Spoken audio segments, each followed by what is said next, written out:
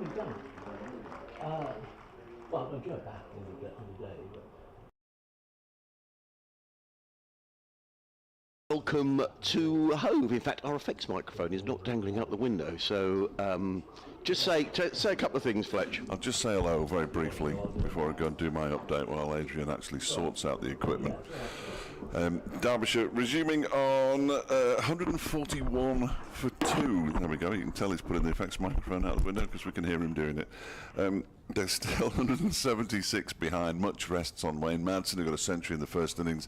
Harry Kame, who's already got a half century in the second innings, and still to come David Lloyd and Aaron Donald. We're not sure whether Anush Dal will bat. He was with the team when they were warming up, but I wouldn't say that he was necessarily warming up. He has a groin issue.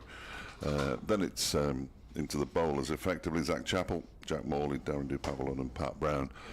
Adrian's 50 pence richer because we're here today. We are. I've got £1 sitting on the side. We had a 50p bet yesterday, go to day 4. I said it would, Fletch said it wouldn't. So that pesky bad light did me. So because of that money, he couldn't afford an Oasis ticket. Anyway, we're going to get underway with J. Devon Cat, who's going to come running in. Rita Green is with us today, so just come and say hello, Rita, and we'll Fletch will be back after he's done his update with a slip and a gully.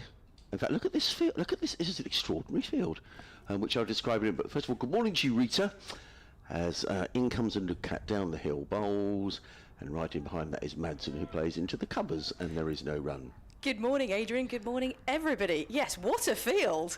If this isn't a definition of aggressive fielding and wanting to get a few wickets, I don't know what is. And innovative.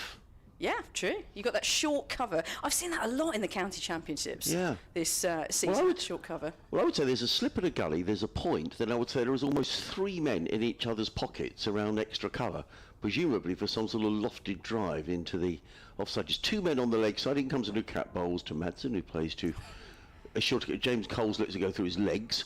That wasn't great. And was it a dummy? No run. Yeah. I'm sorry. Yeah, I forgot to put the effects microphone on. We were discussing dynamic pricing and the sale of the Oasis tickets yesterday, where the tickets advertised for say 100 quid. But as more and more people want them, the price goes up and up and up. And Rita's got a ticket, but she's not telling us how much she's paying for it. And I don't blame you either. Too much. In comes a Cat bowls, and well, you can see that's why I've got that field set, because that was uppish through the covers from Wayne Madsen. Comes back for a couple of runs. He goes to 33, 143 for 2. We haven't done a little sound check around the ground today. There are not many people here. Perhaps unsurprisingly. So if you are listening on a headset, can you see anybody waving? Yes, I can. Thank you, sir. Waving at the back of the Spenkarma Pavilion. So we are going out loud and clear around the ground. There's probably no more than well, I don't know, 100? A few hundred, yeah. A couple of hundred? Max, I would say. But it's a gorgeous day, and if you are thinking of coming down, it could be an exciting day's cricket, depending on how close this gets. In comes a new Cat, good delivery, pitching round about off stump, play down the offside, and there is no run.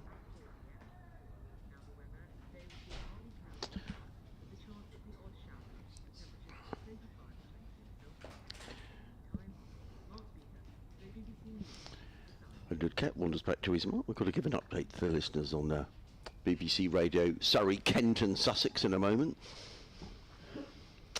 In the meantime, Fletch is back with us. And a new Cat is in. Bowled wide of the offside. Just for a moment, Madsen thought about playing at that delivery, but decided not to. Close catches on the offside. What extraordinary field, isn't it? It is weird, isn't it? Yeah. It's sort of a 0.2 covers and an extra cover. Yeah. And a Cat wanders back to his mark at the far end of the ground. We're keeping an eye on all the games involving our local sides, except for Kent, who were beaten yesterday and look like they are doomed to relegation from the First Division.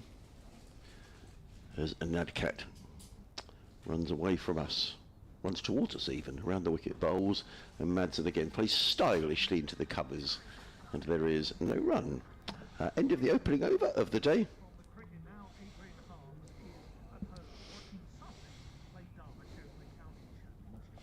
Yes, on a lovely, gloriously sunny day, Derbyshire in their second innings are 143 for 2. Wayne Madsen, who made 100 in the first innings, is still there. He's on 33, but Derbyshire still trailing Sussex by 174 runs. Surrey this week are playing at Trent Bridge, the leaders of the county championship. They're 14 for 1 in their second innings, leading Nottinghamshire by 134. No game for Kent today, who were heavily beaten at Warwickshire yesterday and still bottom of the county championship Division 1. In the test match, Sri Lanka 55 for 2, still trailing England by 428 runs. So there we are. Let's pull those out, Fletch. Why are you laughing? I just thought you said the counting championship. I probably did. No, not you. Oh, the presenter. Playing in the counting championship. Well, I can count up to 6, which is about as far as we need to count in cricket, which is useful. Jack Carson from the C end, already bowled 19 overs, 1 for 42. His figures so far, he's bowling to Harry Kane, who's facing his first delivery of the day, and he turns that probably off a pad into the ground towards the leg slip, slip, silly mid-off, short leg. Ollie Robinson is as close at mid-wicket as he dare get. There is a man on the mid-wicket boundary, backward square leg, mid-on, mid-off. That's it, on the offside, mid-off. And that one is driven by Kane back towards Carson. And there's no run. Who is your favourite rock band, Fletch? What, blimey. Think about it in between deliveries from Jack Carson. And then I'm going to ask you a question off the back of it. Oh, no. Yeah, okay. Carson is in and bowls, and came and defends into the onside. There is Robinson doing the fielding. I'm a huge Deep Purple fan. Okay. Mainly because of Ian Gillan, so Deep Purple, Ian Gillan, the Ian Gillan Band, that kind of thing. Okay. And when was the last time they played? Oh, they're touring now. Okay. Yeah, I'm not going. Carson is in and bowls, and that one is defended in towards short leg by Harry Kane. In fact, they've just got a new album out, which is very good. Again, I think it's the technology that helps them when they get to their age, because they're a lot older than me by some distance. Certainly, Ian Gillan is. Well, some of them are no longer with us. Carson is in again, bowls to Kane and goes back and pushes this one up to Henry Crocombe at mid-on. Yeah, I saw the Blockheads recently. Oh, yeah? And I think there are probably no remaining members, I wouldn't have thought. No original Blockheads. No. They were terrific, actually. I like the Blockheads. As this next delivery uses his feet, Harry Kane thuds into his front pad outside the line of the off stump. No runs in the over. 143 for 2. Derbyshire have negotiated 2 of the 96 overs they need to negotiate to save this game. I think they've got to be batting after tea. Yes, I would agree. The only reason I ask is that we were talking about dynamic pricing, and Rita will probably get out of how much she's paid for Oasis tickets as the day goes on. Reply her with enough coffee. But for example, with Deep Purple, if you thought I really want to go and see them, you might have a price, but you think actually I'm so keen to see that I will pay a bit more. That's what dynamic pricing is all about, isn't it? Well, dynamic, it's to do with supply and demand, isn't it? Essentially, it's very basic economics. As the number of tickets diminishes, the price goes up. Yes. Because there are still many more people who want them. Newt in and bowls. Madsen, who's forward, plays to mid-off, no run. And from that point of view, it's no different maybe to an airline selling seats on an aeroplane. If you buy them, you know, if Tranmere Rovers get to the Champions League final and you haven't booked a seat on the plane to Stockholm or somewhere, you know, that price of that seat's going to go up as more Tranmere fans buy seats. I think there'd probably still be enough. Very good. You wouldn't need many planes. Yeah. So maybe is it unethical? Who knows? Well, I'm not sure. I'm not sure I'm fit to judge. And in bowls to Madsen, who plays into that ring of fielders on the offside, of which there are 4. Well, in fact, there's a slip and a gully. There are almost 3 extra covers who could almost hold out their hands and touch each other. A mid-off point, mid-on, and a fine leg. So, yeah. It is an interesting one, though, isn't it?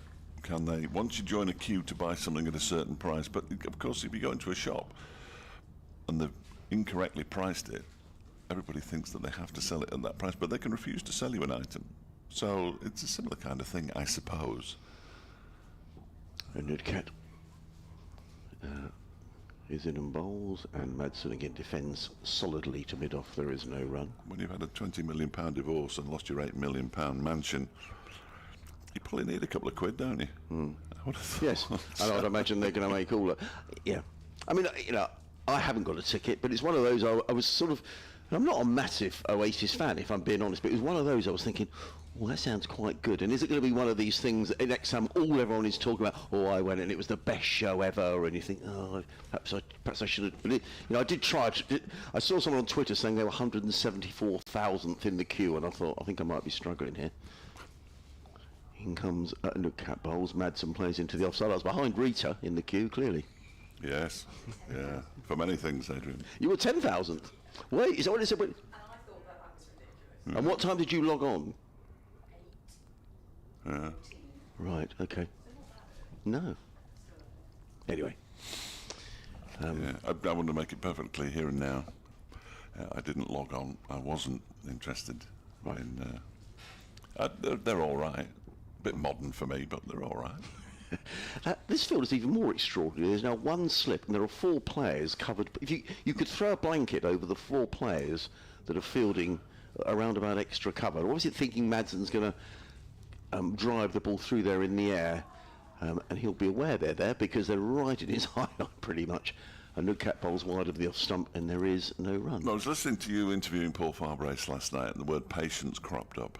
So I thought, well, I'll ask Wayne about that. And I said, Paul Farbrace has just talked about patience being important for the fielding side today, but it's equally important for the batting side, surely. And he said, oh, yeah, absolutely. You've just got to, hour by hour, that kind of thing. You can't think, blimey, we've got 94 overs to go, or whatever it is, 93 overs to go. You've just got to say, well, next delivery. Which is from a Nudcat who bowls to Madsen, who plays firmly to mid-on. They think about a single, but it isn't there. It's the end of another tidy over from J. Nudcat, who's now bowled 7 overs, 2 maidens, no wicket for 10. Derbyshire 143 for 2. And Madsen and Kami batted very well. So in fact, you probably heard Paul Farbrace play credit. He said, you know, how well they'd batted in this second innings and how he felt those 4 wickets at the beginning were so crucial for Sussex when they picked them up. And they were clearly a product of having been in the field for a day and a half. You lose your 2 openers who've been out there thinking, when are we going to be batting, when are we going to be batting? You lose one of them, and the next man in's the wicketkeeper who's been doing squats for a day and a half. And before you know, it sort of snowballs, doesn't it? And they arrested it quite nicely, although only got to 290 ultimately, which is why they're in this terrible mess. As Carson begins a new over to Kame, who lunges forward and defends. It's interesting that they haven't tried to swap ends yet, because Wayne Madsen is a magnificent player of spin. And you might think he might be better trying to sort out Carson at one end with Harry Kame taking care of an Adcat at the other. As Carson's in again, as opening bats pushes that into the onside. Opening bats often are better against pace than they are against spin, and I think that's the case with Harry Kame. But certainly Wayne Madsen against spin is very good indeed, as he showed. Yes. He's shown on a number of occasions in this match already. Kame waits again as Carson Molson. That struck the pad. There's a big appeal, not out, says umpire Ian Blackwell standing at the C end. I thought that was probably just going down the leg side, maybe a little high as well. Difficult to see at first. Carson was certainly very interested. I see Blackwell at the C end and Paul Baldwin at square leg. As the close fielders crouch down, Carson bowls and Kame just clips that into the leg side, and he will get his first run of the day out towards Finn Hudson-Prentice, who's patrolling the mid-wicket boundary in front of the clock scoreboard. Kame moves to 55, 144 for 2. It's important that these two were together at the close of play last night, I think. David Lloyd will be in next, then Nye Donald. There's Carson bowls. There's the reverse sweep, the first time in this match. It's funny, I was talking to David Griffin earlier, saying we hadn't seen Wayne Madsen reverse sweep, and he didn't execute it particularly well. It looped into the what turned into the leg side, originally the offside, far enough away from any fielders to be an actual chance. Picks up a single from it, moves to 34, 145 for 2. He does like a reverse sweep. He likes all kinds of sweeps. Wayne Madsen, as Carlson is in to complete the over. Kane pushes it to short leg. And we have 92 to go. 145 for 2, Derbyshire. Kane has 55, Madsen has 34. We were the communication is such within within the organisation that we do know that Rita was coming today. However, we are very pleased that she is, because sitting in front of us is a very nice tub of chocolates. I bet not. Well, it doesn't matter. But in there are Twixes, Mars bars, and Adrian's having one of each here. By Milky the way, Ways, Maltesers, Bounty bars, Galaxies. Yeah, 2 different types of Galaxy. Yeah, look at that. So, if out of all of those, Fletch, I mean, they are mini bars, aren't they? If out of all of those, Fletch, which one would you have if you can have a full bar? In comes a Nudcat bowls, let go outside the off stump by Madsen, and there is no run. Do you know what I really miss more than anything? Is the dark chocolate Bounty. You can't. Where are they? Where have they gone? Is there such a thing? Yeah, they were red wrappers instead of blue were wrappers. they? Okay. Dark chocolate. They were magnificent. I haven't seen them for a long time, and we haven't got one of these. No, I was complaining to Rita. Of those, it depends which one I can cope with best with my horrible teeth, really. Milky Way, probably. Yeah. That's the softest. A Nudcat is in, down the hill bowls, and a good leave by Madsen, taken by Simpson in front of first slip. And there is no run. It does divide opinion, though, the Bounty, I always find, because it's coconut, and a lot of people don't like it. So I do like a Bounty. I think the advert used to always sort of feature sort of like an exotic Caribbean island, didn't it? Might have done. Yeah. That isn't the reason that I like it, though. I like the taste. I'm not that shallow, Adrian. I'm quite shallow, but I'm not that shallow.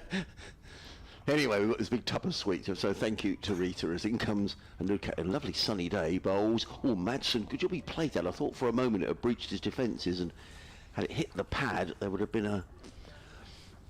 No doubt they would all up appealing for that. I just mentioned to everybody who's listening, within walking distance of the ground, free entry today. Well done, Fletch. Thank you Free for entry reminding me. today. Yeah, that will give us a gold star with the media team here. Well, I think that's excellent. Yeah, and actually, we've been speculating all week. The weather forecast seems to have changed, because earlier on in the week they said today was possibly not very good. Well, there's a thunderstorm warning for much of the country, but it doesn't include here, which is good. Comes a Nudcat bowls, and Madsen plays very straight and firmly into the offside, no run, which is good news.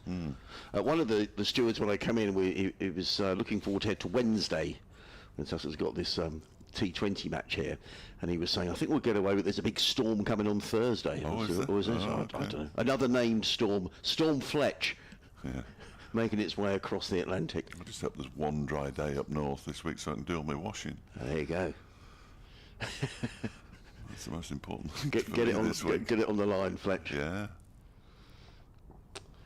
Nudcat, 145 for 2.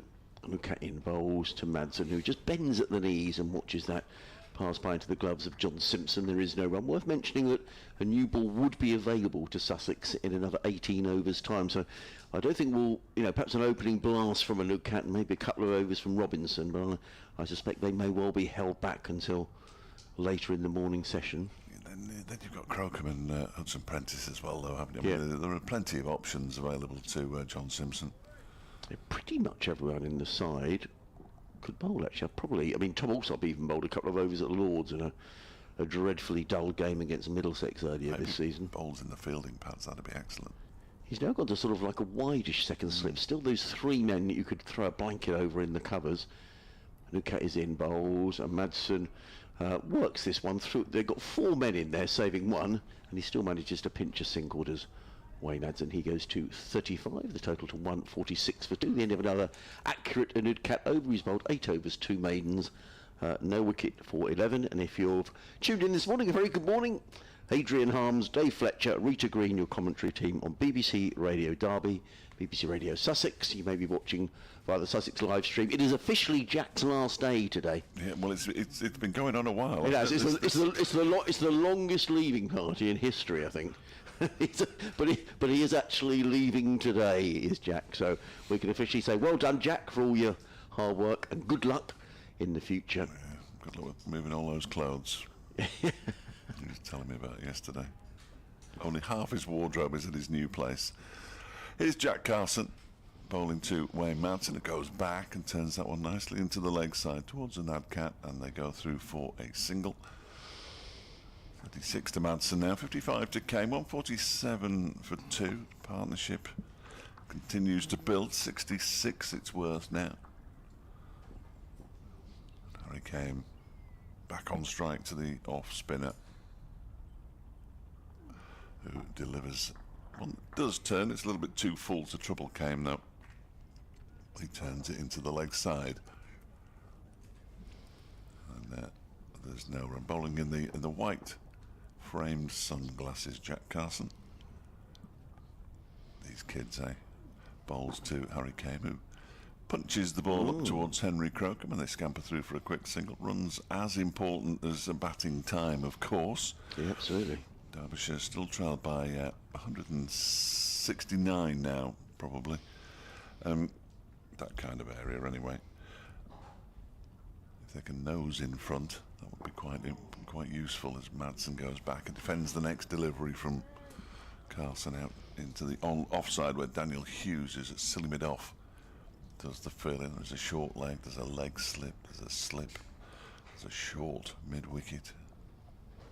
Putting as much pressure on the Derbyshire batters as they can here, Sussex. Madsen goes for the reverse sweep again. This time he's got hold of it, although it looked to have some backspin. It's like a golf shot. Yes. And it's suddenly ground to a halt, and they're only going to get 2 runs for it. That was remarkable. Was that Tom Clark who chased it? Yes, it is. When he got hold of it, it looked like it was racing away. Then a bit like a chip shot onto the green. It just gripped and then slowed down a bit. But he's happy to sweep his Wayne Madsen. It did make me laugh. It's a story I've told before, but I never tire of telling it. As Carson is in and bowls to Madsen, the reverse sweep comes out again, and this time he has he? He looks like he's got hold of it a bit better. It's running towards the boundary rope, running and gets there now. Just has enough energy to get over the rope for 4, the first boundary of the day.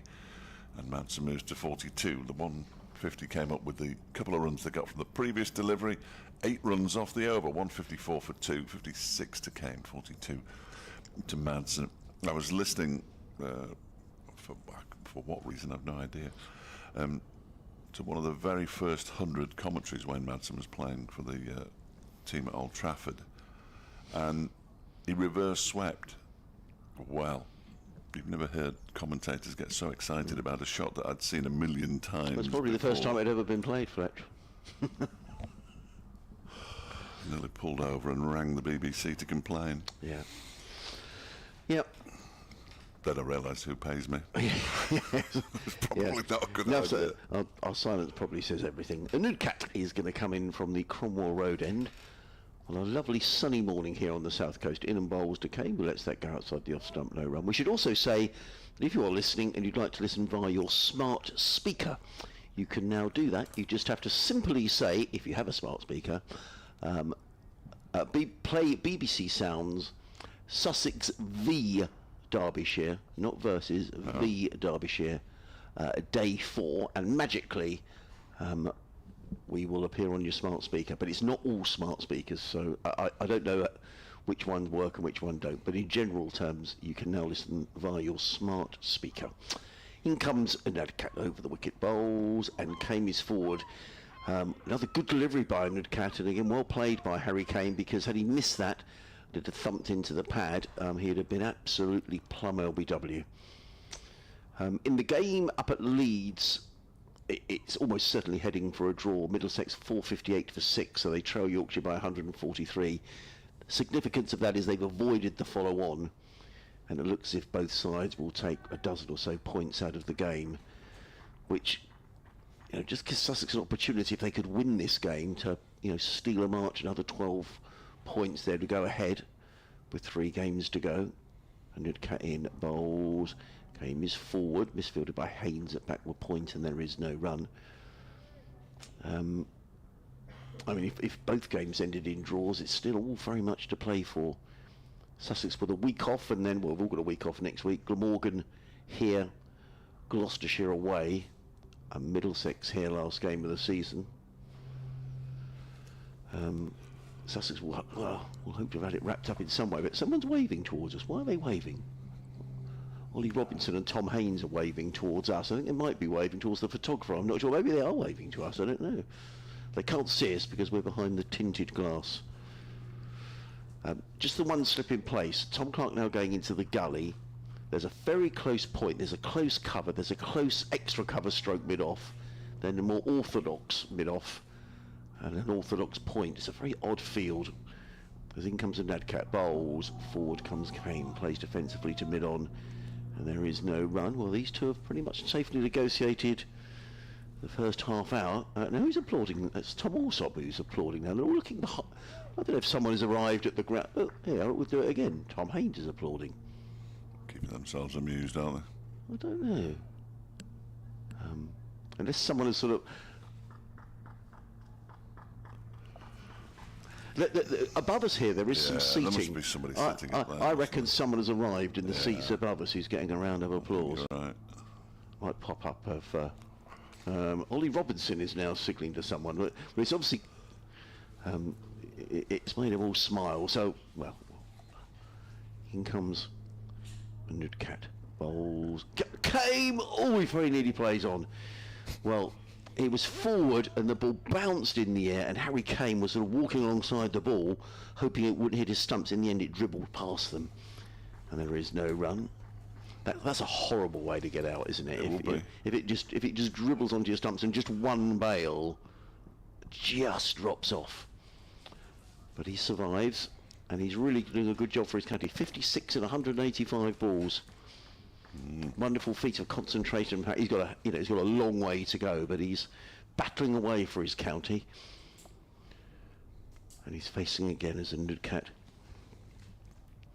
makes his way in. Bowls, and again it's a good delivery catch. A little low, and it was well played by Kame to mid-on. Another good over from J. Devon Nudcat. It's another maiden over. He's now bowled 9 overs, 3 maidens, no wicket for 11. Derbyshire 154 for 2. The maths is far too complicated for me, but it means they still need another 163 runs to make Sussex bat again. And never let anybody say that we don't touch on all the important issues of the day. Ian Crooks has been in touch at fletchercricket@gmail.com to confirm that dark chocolate bounties are alive and well and available. He tells me which supermarket. It's a terrific chocolate bar they are too. He even gives me a little link so I could order some and then have them delivered at home later on. That'd be nice. Wonderful. How about that? Thank you, Ian. Good to hear from you. You rather scoffed at me yesterday when I said that I listened to Radio 4. But not scoffed. You felt it was a... Yeah. It's a sort of old man's radio station, isn't it, really? It's Jack Carson from the CM bowling to Wayne Madsen, who clips this nicely into the leg side, fortunately, so I can carry on talking, and picks up a single, moves to 43, 155 for 2. No, I don't mind. I mean, I listen to a lot of 4 extra. Right. But, of course, that's very old man's radio station, because it's basically comedies from 30 and 40 years ago. They're in the BBC archive. It's Carson bowls, and that one is defended by Kame. Do you listen to BH on a Sunday morning? Broadcasting House? Yes. I really enjoy it. No. I wouldn't have it on around the house, but if I'm driving like I was this morning down here, it's quite a good listen. Yeah. Paddy... Yeah, the guy O'Connell. Yes, the one who takes over from the other bloke on Radio 2 normally, doesn't he? This one is turned into the leg side. In fact, not too far away from short leg by Harry Kane. Picks up a single, 156 for 2. But what was interesting, they have got an experiment this week where they're taking phones away from 3 people who have volunteered, one of whom came from Brighton, who's a teacher, just to see how people cope without their smartphones and how much time people spend on their smartphones. Carson into ball to Madsen, who pushes this up to mid-on. There isn't a run there. Henry Crocombe is quickly around to do the fielding. And the feeling is that people of middle age, so I don't know if you call us middle age, Flex, No. or Rita, Well, if are I'm the worst middle-aged, I'm going to culprits. live to be 120. Well, you might. Seems unlikely. Carson bowls, that's defended into the ground by Madsen. But it seems as if everyone says, "Oh, it's the kids who are on their phones all Well, the time." it is the kids. Get the kids. But well, the feeling is that it's also not the kids as well. No, it is the kids. Let's not get away from them. This is done by some phone company, so they don't have to ban them from selling them to kids, presumably. Carson bowls. Ooh, Madsen goes back, and that one keeps a bit low. He manages to get some bat on it, turns it into the leg side. There's no run. 156 for 2. But they had a BBC correspondent on. I think it's Rory Keflin-Jones. Yes, well, he was the technology correspondent, isn't he? I'm pretty sure it was him. And Paddy asked him how many hours last week he spent on his phone. How many hours do you think he spent? Average on a day, how many hours? 4. Rita? 9. Oh, what's he doing? 9 hours a day he spends on his phone. Now, he did say that he sometimes listens to audio books and that sort of thing, but he did... I listen to the radio through mine on Well, okay, BBC so I Sounds. don't know whether that counts or not, but he was saying that he's almost, he spends half his life on Twitter, and isn't that interesting? 9 hours. Yeah, he should know better, shouldn't he? But so it was a really interesting. So these 3 people are going to do without a mobile phone. I think they have got a small Nokia phone they can use, I guess, for phone calls in emergencies. But technically, the idea is to see how much time you're spending doing other stuff on your phone. And next week they'll report. So, okay, next Sunday morning might be an interesting listen. Send me a message. Okay. You can listen. I'm rather worried I'm becoming a bit of a bore. Well, no, you can listen. Well, you can listen to it again, of course, on BBC Sounds after this game is finished. So we can go back and revisit. Ollie Robinson is back into the attack, I should say. Bowls to Kame, whose forward plays down the ground. I rather thought they might give a Nudcat a bit of a break because the new ball is only 15 overs away. I listen to The Unbelievable Truth. This is all Radio 4, which is David Mitchell. I listen to I'm Sorry I Haven't a Clue, which is now Jack D, but of course was Humphrey Littleton. 2 of the greatest inventions of British broadcasting, I would suggest. Oh, hang on, we'll go for an update. Robinson in bowls. Kane plays it onto the leg side and picks up a single. The fielder at mid-on needs to move a little more towards mid-wicket is Henry Crocombe, and there is no run. So it goes to 157 for 2. Desert Island Discs? No. Okay. No. Never really been a fan. Okay. They do have some quite interesting people.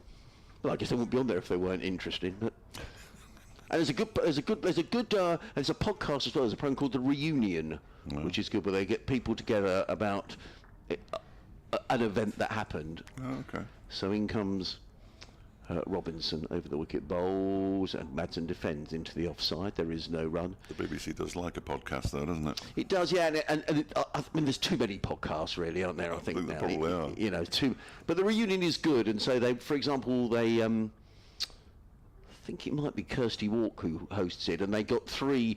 For example, they did one the other day about Super Saturday in the Olympics. They got Rutherford, Jessica Ennis, and Mo Farah. Yeah. And then they did one about the first 100 days of the Blair government, and they got, so I don't know, it's whatever floats your boat. You might find that as dull as ditch water. In comes Robinson over the wicket, bowls, Madsen defends down the offside, no run.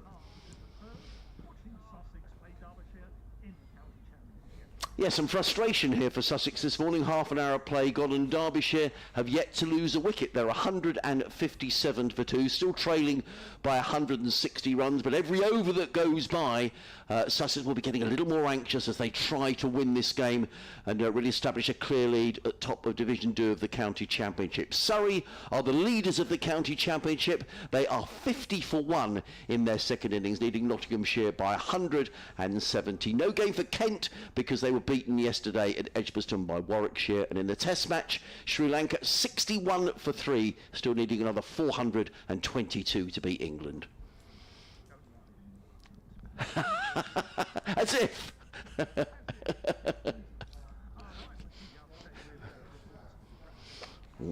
I wasn't rubbing it in.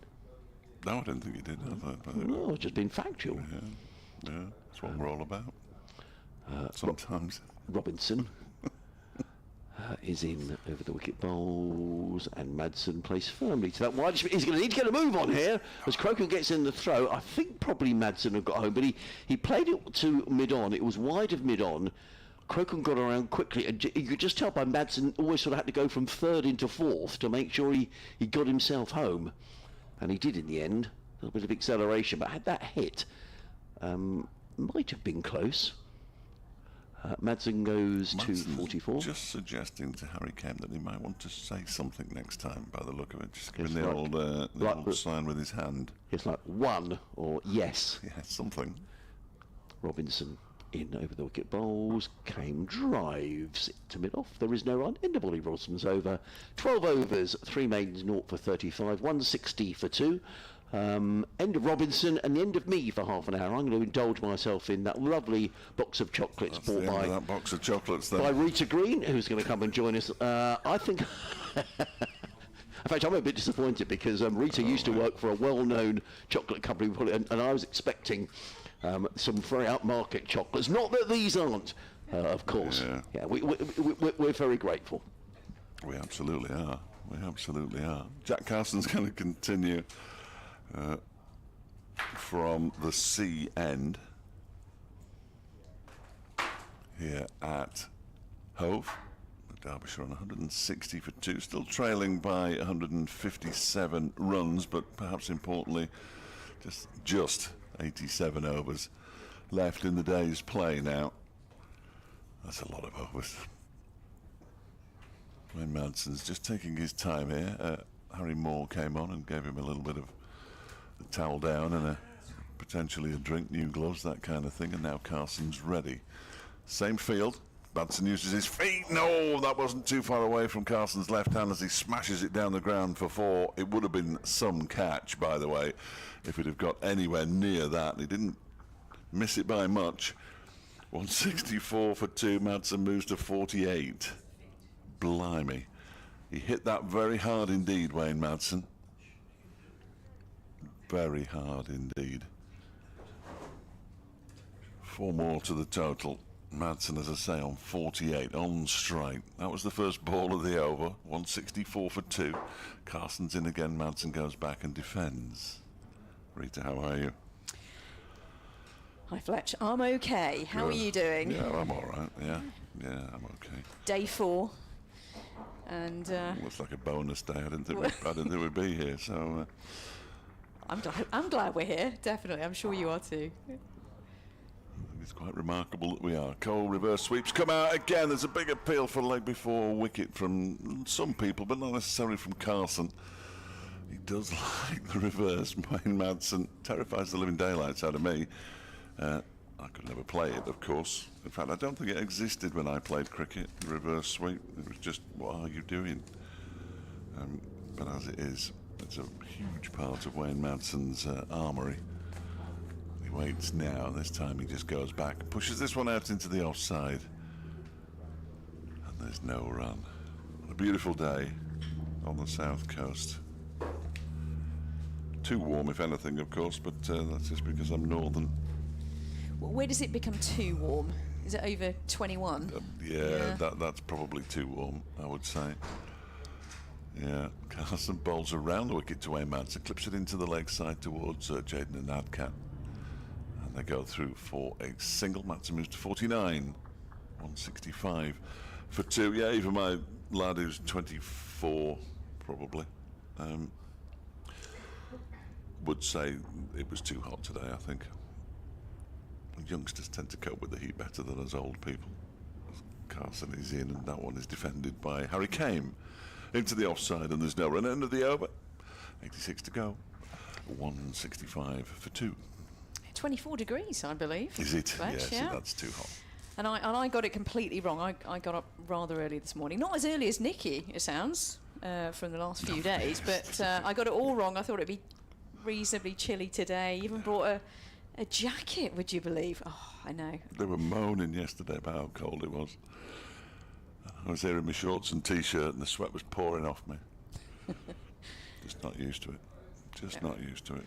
But it's lovely to see that there's no question, certainly at the moment, of any weather delays for day 4. And there's a bit of a game of chess going on out there, a cricket game of chess, that is.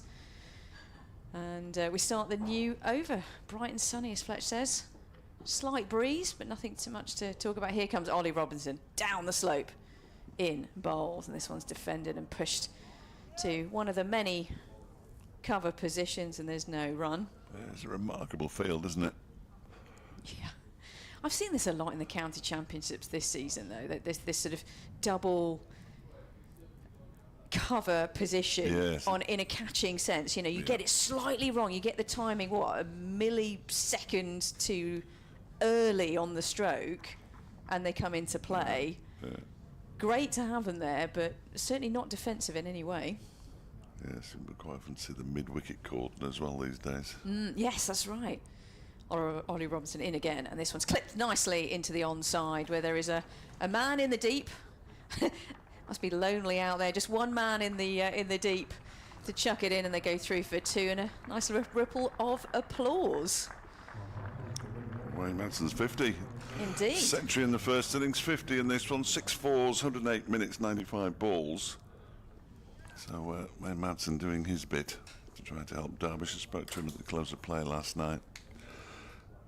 Said that there wasn't as much in it for the seamers anymore, but the spinners would be a major factor. It is turning, has been turning throughout the game, really. It's the Duke's ball, so not a lot in it for the seamers, full stop. Waste of time, this experiment, but that's probably an argument for another day. That was one of my topics to talk to you about later. Or shall I'll maybe bring it up later if you fancy. More than happy to talk about it. Madsen on strike, and this one's and it goes through to the wide second slip, but falls short.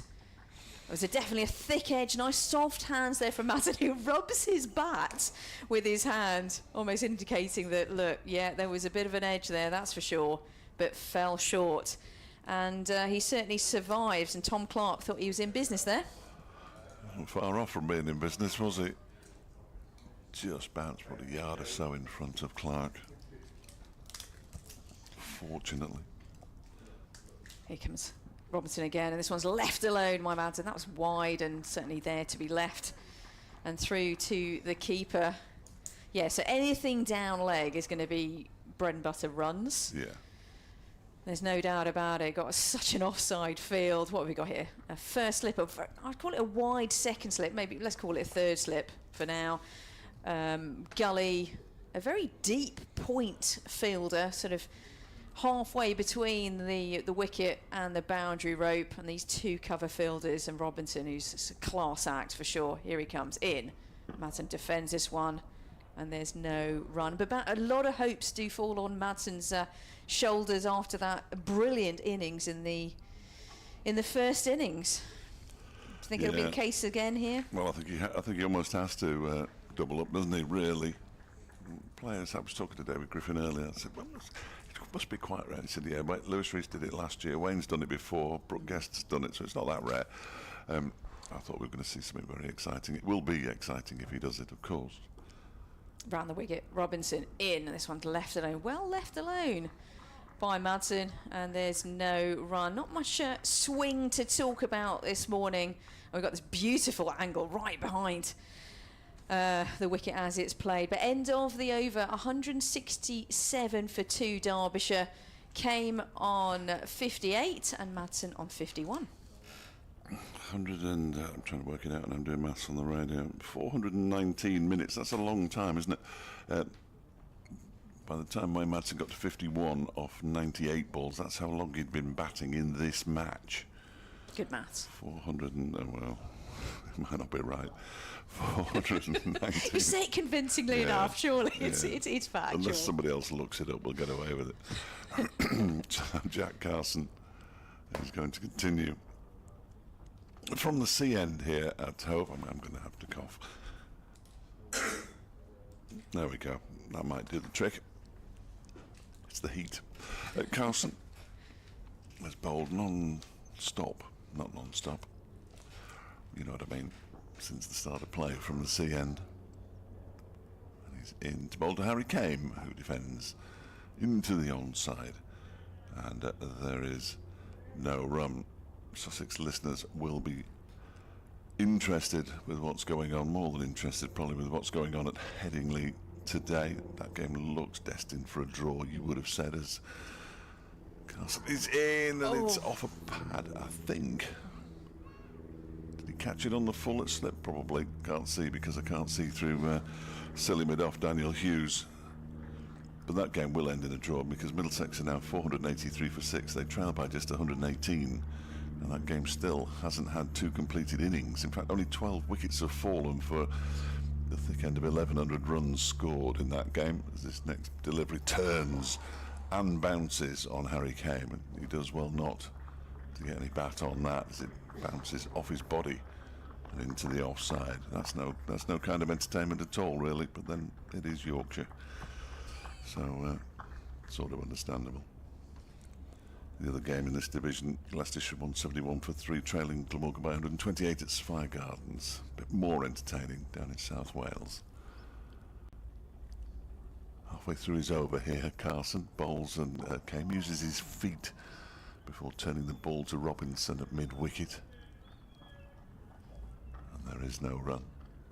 Over 8 plus 6, so no problems there. Derbyshire finished in with a positive over rate as well. So there'll be nobody losing any points. Derbyshire currently have 3 bonus points. Sussex have 8. For those interested in that kind of thing. And here's Carson again. Bowls to Kame, who pushes it out into the offside. Hughes tries to pick it up, and instead of picking it up, he rolls it towards the stumps and removes the bails. Kame hadn't left his ground. I don't think he was trying to run him out. Harry Kane has been a little bit sluggish this morning. He's only scored 4 runs this morning, Harry Kane, when Madsen's got 20 since play resumed. Harry Kane has faced 30 deliveries. That's his 31st as he turns it into the leg side. It's fielded by Robinson, whose football skills let him down. He has 58, Harry Kane, 51 to Wayne Madsen. Derbyshire 167 for 2. Wayne Madsen has faced far more of the ball. He's, oh dear, I shouldn't have started that. 42 deliveries he's faced. Harry Kane has faced 31 this morning, probably. Yeah, and certainly Harry Kane and Wayne Mountain, they know what they need to do here. It's the time, I think, that they'll be looking at more than anything. Get to lunch and then see where we go from there on. But Wayne Mountain, 40 years young, nice to see. I think it's testament to himself and indeed the game that fitness-wise he's very much there.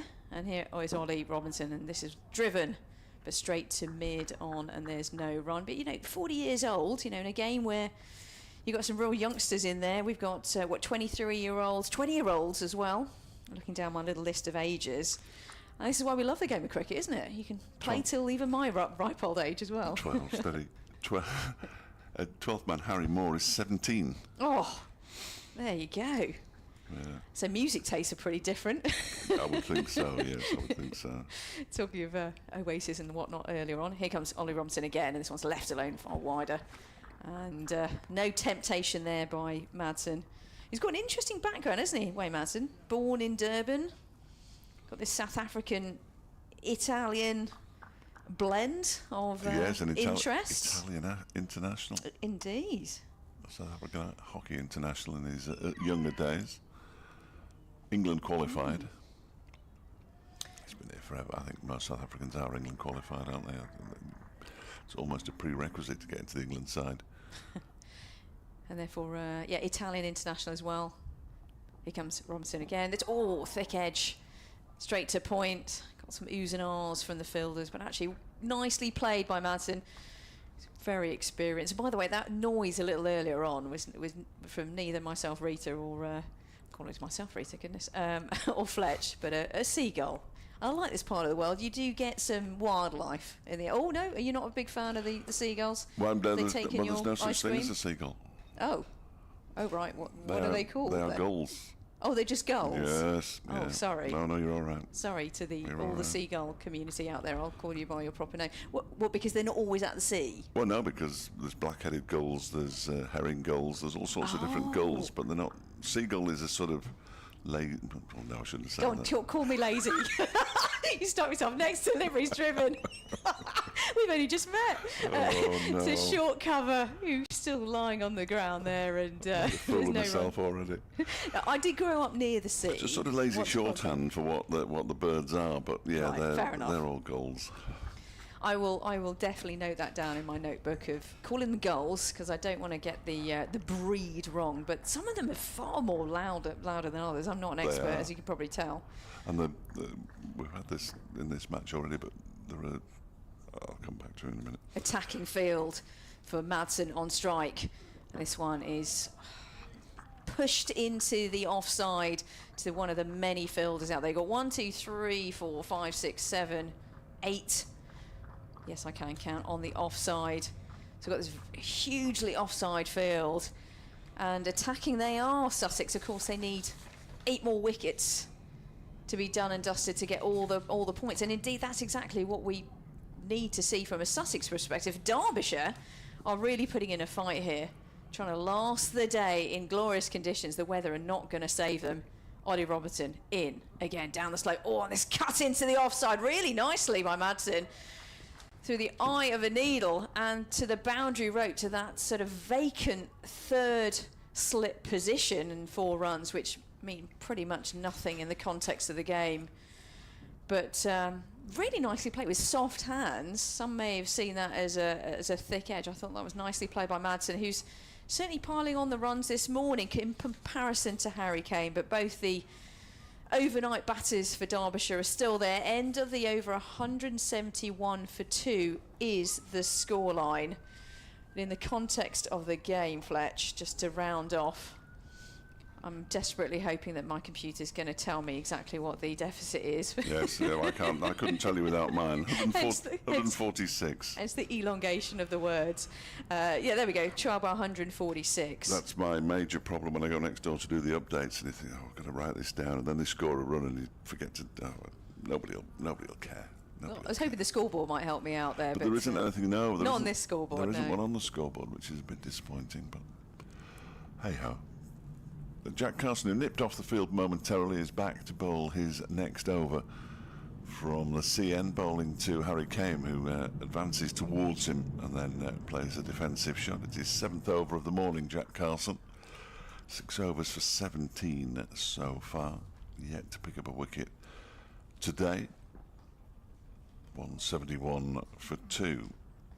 Carson, gentle approach to the crease. Again, Kame uses his feet, pushes it out to short leg, and there's no run. The half century for Wayne Madsen is the 126th time Wayne Madsen's got to 50 in a first-class match.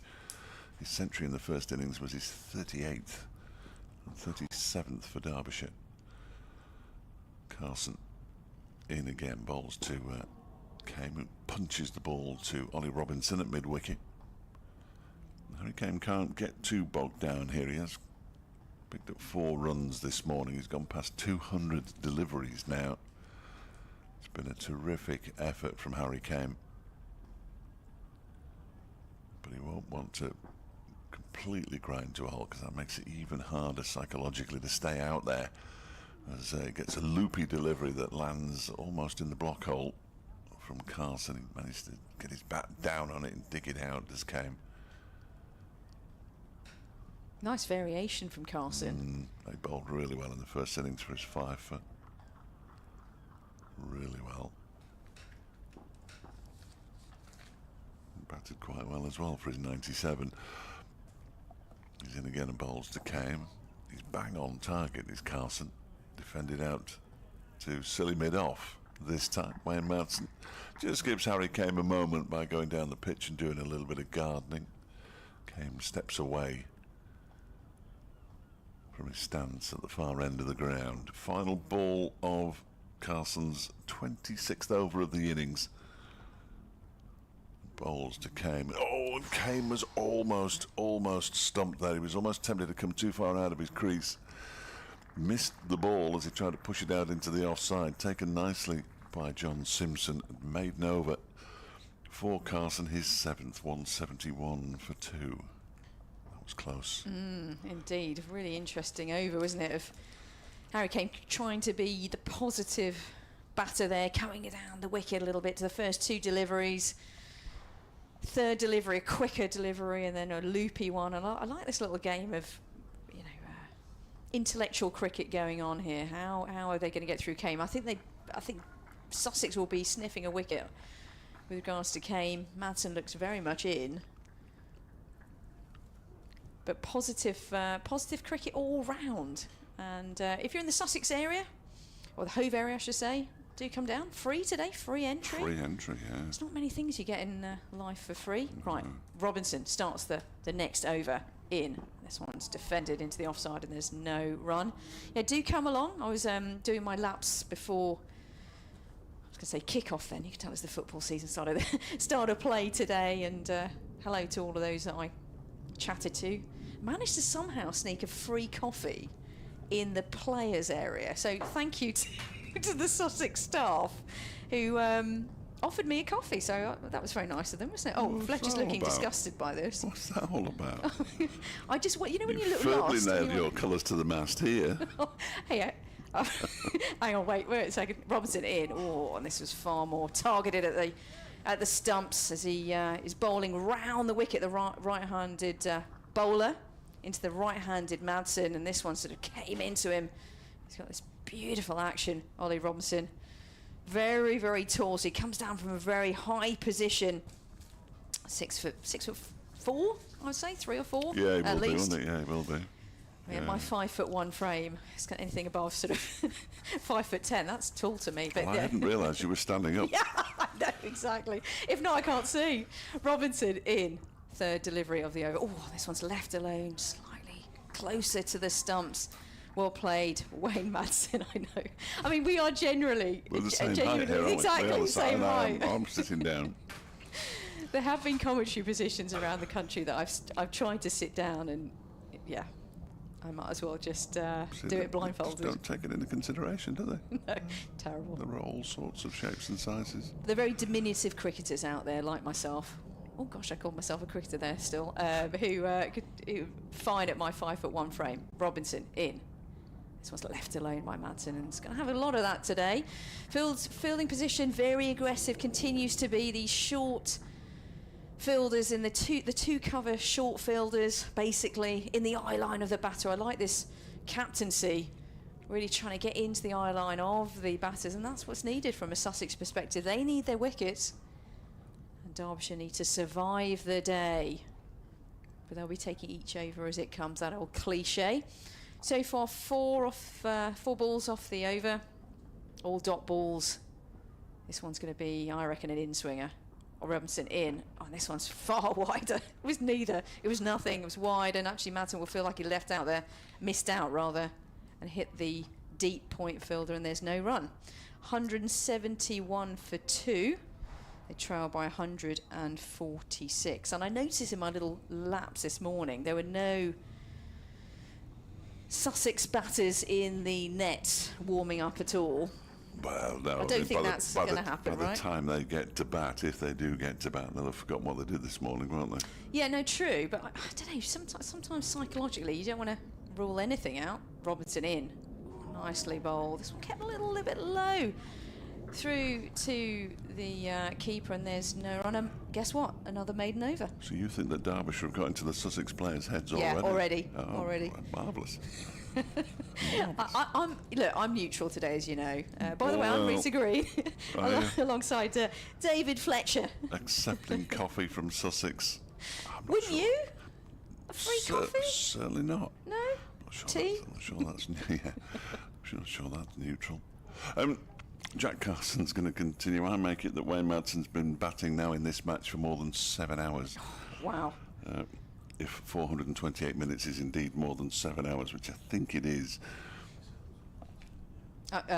Probably. Yes, All thank you. good. Thank you for did maths backing me A-level, up. Harry Kane himself has been batting for 4 hours and more, nearly 4.5 hours now. So a really good effort by these two. Had a lot of hopes on their shoulders. Is that fair to say? Well, David Lloyd next. We know he's capable of scoring. We've seen him get a triple century, not for Derbyshire, but for Glamorgan against Derbyshire, the new Derbyshire skipper this season. And Aaron Donald likes to get on with it. Morning, Andrew and Jocelyn, if you're listening. Here's Jack Carson from the CN bowling. That one turns into Kame, who goes on the back foot and pushes it out into the offside. Then we're not sure about Anuj Dal.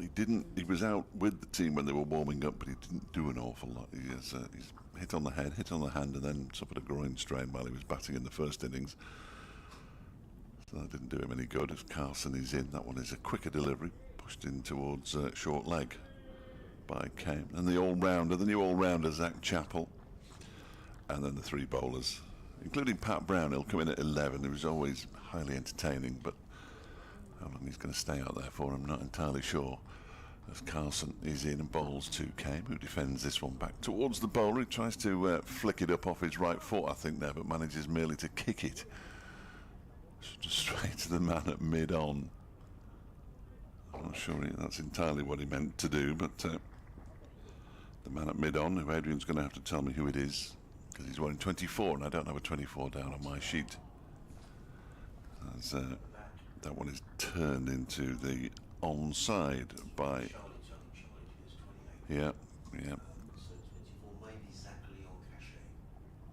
Oh dear. I'll double check with Adrian in a minute. In comes Carson again. That one's outside the off stump, giving a real old tweak. And there is one ball of the over left, which is perfect. Oh gosh, it's not quite perfect timing. I'm going to have to go. I've got an update, Rita, so you carry on. You just fill the void. I was going to find out number 24 as well. I'll do that in a second. So yeah, let's keep...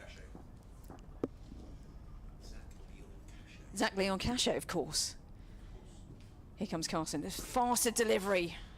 Absolutely zipped in. And I'm going to somehow juggle things here with Adrian Harms.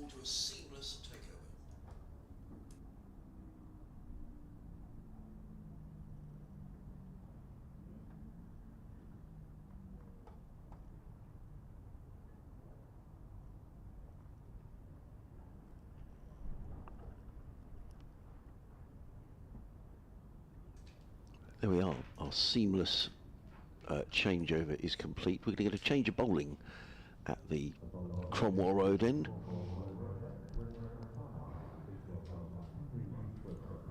And it's going to be Jack Carson who's going to bowl for the Cromwell... Oh, it's Henry Crocombe, I'm sorry. 5 overs, 1 maiden.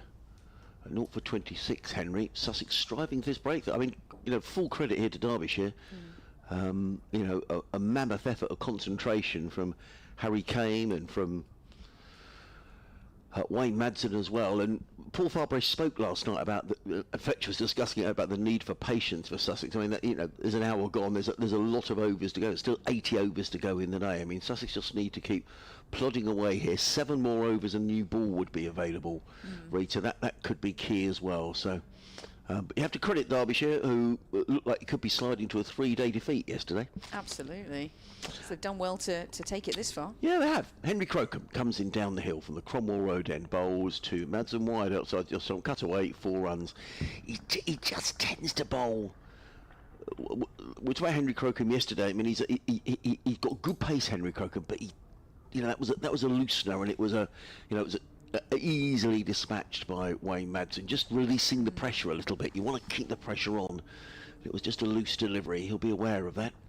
Madsen goes to 59, 175 for 2, and of course, the closer Derbyshire get, or if they do get a lead, then it's just taking time out of the game. Crocombe in again, bowls. That's a much better ball than defended down the onside of the track. There is no run. 175 for 2. Neil has been in touch and he says, "Hi Adrian and Fletch, it's Neil from Reading. Presume you have Rita on loan from Radio Berks. She's a key part of our Reading football coverage, and they were superb yesterday, but heard Rita at Leicester last season, so I know she likes cricket." Neil from Reading, who says the commentary is as good as always. Well, thank you, Neil. Yeah, we've got Rita on loan for the day. It's not a season. It's not a season long with an option to buy. In comes Crocombe bowls to Madsen, who plays this down to third. Good bit of it was a good bit of fielding by Hudson Prentice, who got to the ball very quickly, and then rather let the ball dribble through his hands. And Madsen picks up his second boundary of the over. Oh, crumbs. I need to get my... Let's get the latest from the cricket. Adrian Holmes is definitely there at home, watching Sussex play Derbyshire in the county championship. I'm here and I'm enjoying the sunshine as well, but Sussex not enjoying themselves quite so much. They haven't taken a wicket so far this morning. Derbyshire on 179 for 2, and the obdurate Wayne Madsen, who got a century in the first innings, is still there. He's on 63. Meanwhile, up at Trent Bridge, Surrey are 69 for 3 against Nottinghamshire, leading by 189. And a Test match, Sri Lanka 82 for 3, still needing another 401 to beat England. And in this bulletin, we won't mention Kent.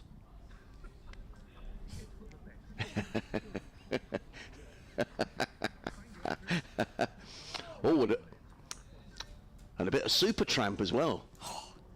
I mean, what more do you want? Fletch looked to me an absolute horror.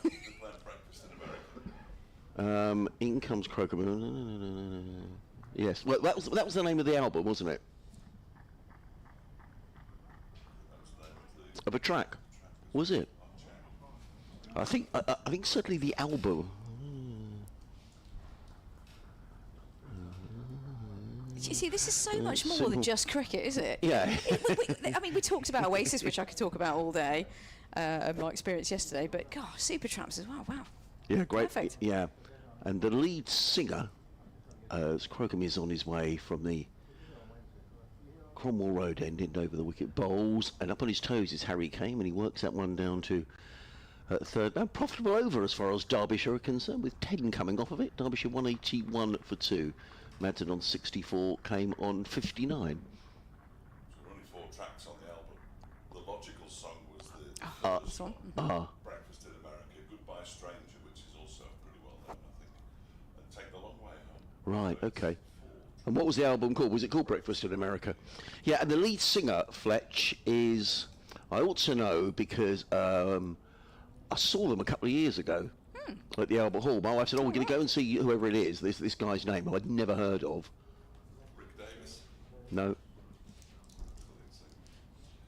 Roger Hodgson. Yes, Roger Hodgson, that was it. And it was really good. Anyway. You're very cultured, Adrian. I learned so much from you as to what else is out there, from live sort of sport, but also music, theatre. I don't know, I just think I'm a bit sad, really. No. Oh, I love it, love it. Well, look, by the way, Neil, hello to you. Mighty win yesterday for the Mighty Royals Mighty Royals. at the SCL. Back to the cricket. Here's Carson in, and this is nicely flighted and pushed to this short leg. Which, well, is there a double short leg going on? Actually, yeah, look at this. So you've got a short leg, and then you've got a slightly wider short leg, let's call it that, or short mid-wicket, whatever you want to call it. And you've got a forward short leg as well. Carson in, and a physio delivery, and this one's pushed into the offside. But straight to the sole fielder on the offside, apart from this, well, slip fielder in forward short leg. And there's no run. And Kame is doing a job here for sure, but looking a little bit more shaky, so to speak, than Madsen, but still there. Carson in. Faster delivery, still a bit of turn, and it goes to one of the many helmeted fielders. Yes, so thank you, Neil, for getting in touch. Yes, just on loan for today. Yes, we are. Yeah, no option to buy, is No. what you're saying. Yeah, for So you want me? 100 grand. Or Yeah, minimum. A loftier delivery there from Carson. He's flighting it nicely, and but no breakthrough so far. Yeah, I think option to buy, we sort of pay half the wages or whatever it is. These deals they do in football are ridiculous, aren't they? Feels like the other way, you know. I do bring chocolates in. I feel You that's do? part of my role to Yeah. make sure the energy levels are up. Carson in, defended once again by Kane. It feels like 2 completely different overs here. So far, 5 dot balls, 181 for 2. The scoreline. Derbyshire are really fighting it out here from a Derbyshire perspective. Oh, they are. Great fight and frustration for Sussex, who would have been looking for wickets as soon as Carson in. Oh, a lofty delivery, and turns it into a full toss, and it's pushed into the offside. They go through for 1.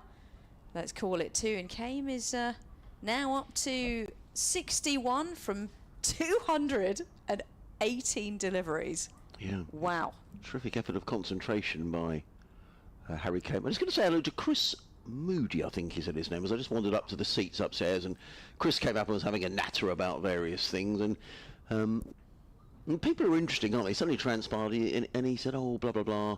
I don't know how the conversation got on to France. He said, oh, I live in France. And I said, really? And he said, yes, I live down near Toulouse, but I'm a Sussex member. And that's right, he was talking about the live stream. He said, great way of getting in touch. So he said, I've come over here. And I said, oh, why do you live in France? Why do you think he lives in France? Wine? Cheese? Well, they're probably all very good reasons, but the main reason was that his wife's French. Oh, so okay. that seems more, what's the term? Yeah. Logical. Yeah. Logical song, see? Yay. It all goes together. New ball available in 5 overs. I see really no reason why Sussex wouldn't take that. They'll be trying to grab it from the umpires Well, you'd have thought, quickly, wouldn't they? Yeah, I mean, it was interesting when Derbyshire were bowling because the new ball was available, and at that stage David Lloyd decided not to take it, but at that stage they had a bit of a squeeze on, and the spinners were doing a good job. But I think this is different. You know, Sussex need wickets, and I see no reason why John Simpson wouldn't take it. Henry Crocombe, into his 7th over, comes in and bowls to Madsen up at his toes, plays it onto the onside and picks up a comfortable single fielded by Daniel Hughes, who needed to come in from mid-on to field. There is no run. If you'd like to join our conversation, please do so. sussexcricket@bbc.co.uk, or, as he says, scrabbling along to look for Fletcher's number, fletchcricket@gmail.com, or on Twitter, of course. Well, I say of course, and on Twitter. Why would it be of course? As Crocombe makes his way around the wicket, bowls to Kame, who covers up with a high left elbow, plays it onto the onside, and Hughes completes the fielding again. There's a slip and a third man, a deep backward point, cover, extra cover, mid-on, deep square leg and a long leg. And of course, we're saying Paul Farbrecht was talking patience is key here for Sussex, but there will just be an element of frustration beginning to creep in. I mean, they'll all be thinking about the new ball now. I'm sure that Nudcat and Robinson are. I mean, that could be absolutely key. If Derbyshire could get through that, who knows where the game could go. Derbyshire in, Crocombe in, bowls to Kame, who lets that one go through the keeper Simpson, and there is no run. Yeah, I mean, the Great Escape theme tune might come up in Well, in people's heads if we. But you know, you've got 2 batters in their 60s, been there for oodles of hours. It's very much a case of, well, the new ball could play a very big part in deciding this game. Yeah, I think that's true to say. And the new ball would be available before lunch, which so almost Sussex will get 2 bites at the new ball. In comes Crocombe, bowls, Kame defends. They think about a single. Ollie Robinson had to move fairly smartly to his right, and Harry Kane was thinking about a single. But there is no run. I saw the Sussex lads were all waving to someone up on the balcony a little while ago, and I wondered who'd be up there, so I did go up and have a nose. And it was Sean Hunt and Ollie Carter, other members of the Sussex squad who were out sitting watching the game from upstairs. Crocombe in and bowls, and Kame thinks about a single again, plays it off the hip to mid-wicket, fielded by Hughes, and there's no run. There was lots of animated sort of waving, wasn't there? There was. No, but there definitely was. In the Test match, Sri Lanka 95 for 3. Still needing a very unlikely more 388, but at least the spectators are getting some value because it's not cheap to go to Lords. We were discussing that yesterday. It certainly isn't. No, for sure. But what a beautiful ground to go to, and what a beautiful place to be here. Have you played there, Rita? I've never played there. Right. No. I've been in that TMS box a few times and loved every minute of it, but never played. Maybe one day. Crocombe in and bowls, let go outside the off stump by I thought Harry you might Kane. scoff at that, by the way. No, not my at all. granddaughter. No, not at all. I was waiting for that No. play there. Well, there is okay, maybe next season I could talk about it. There may be a possibility of playing there, but gosh, what a privilege that would be. Oh. But some of my former teammates have definitely played there many times. I've mentioned this a few times in commentary. I played alongside certain Claire Taylor, who's not only played there but has got a record and in fact a banner at Lords. 100, I have to dig it out, 153 not out off the top, 156 not out, it is in my notes. 2006, England against India is the highest one-day total at Lords for a man or a woman, and I played with her many times for Berkshire and for Reading as well, and even got out once just watching her beautiful cover drive, watching it way too much. She was one of these, you know, there's so many great cricketers out there, but when you watch it and you're at the other end and you play a cover drive, she obviously called through for a single. I was just so much in awe of the shot that I got myself run out. That's quite embarrassing, isn't it? But yeah, she's that good. And of course, someone you might have heard of, Isha Guha. Yes. Happens to be on the TV quite a lot. Great bowler, great with a bat as well. But for England, didn't need to bat as much. But two great batters who, fielders and I want to talk about players that have played at Lord's. You ever played there?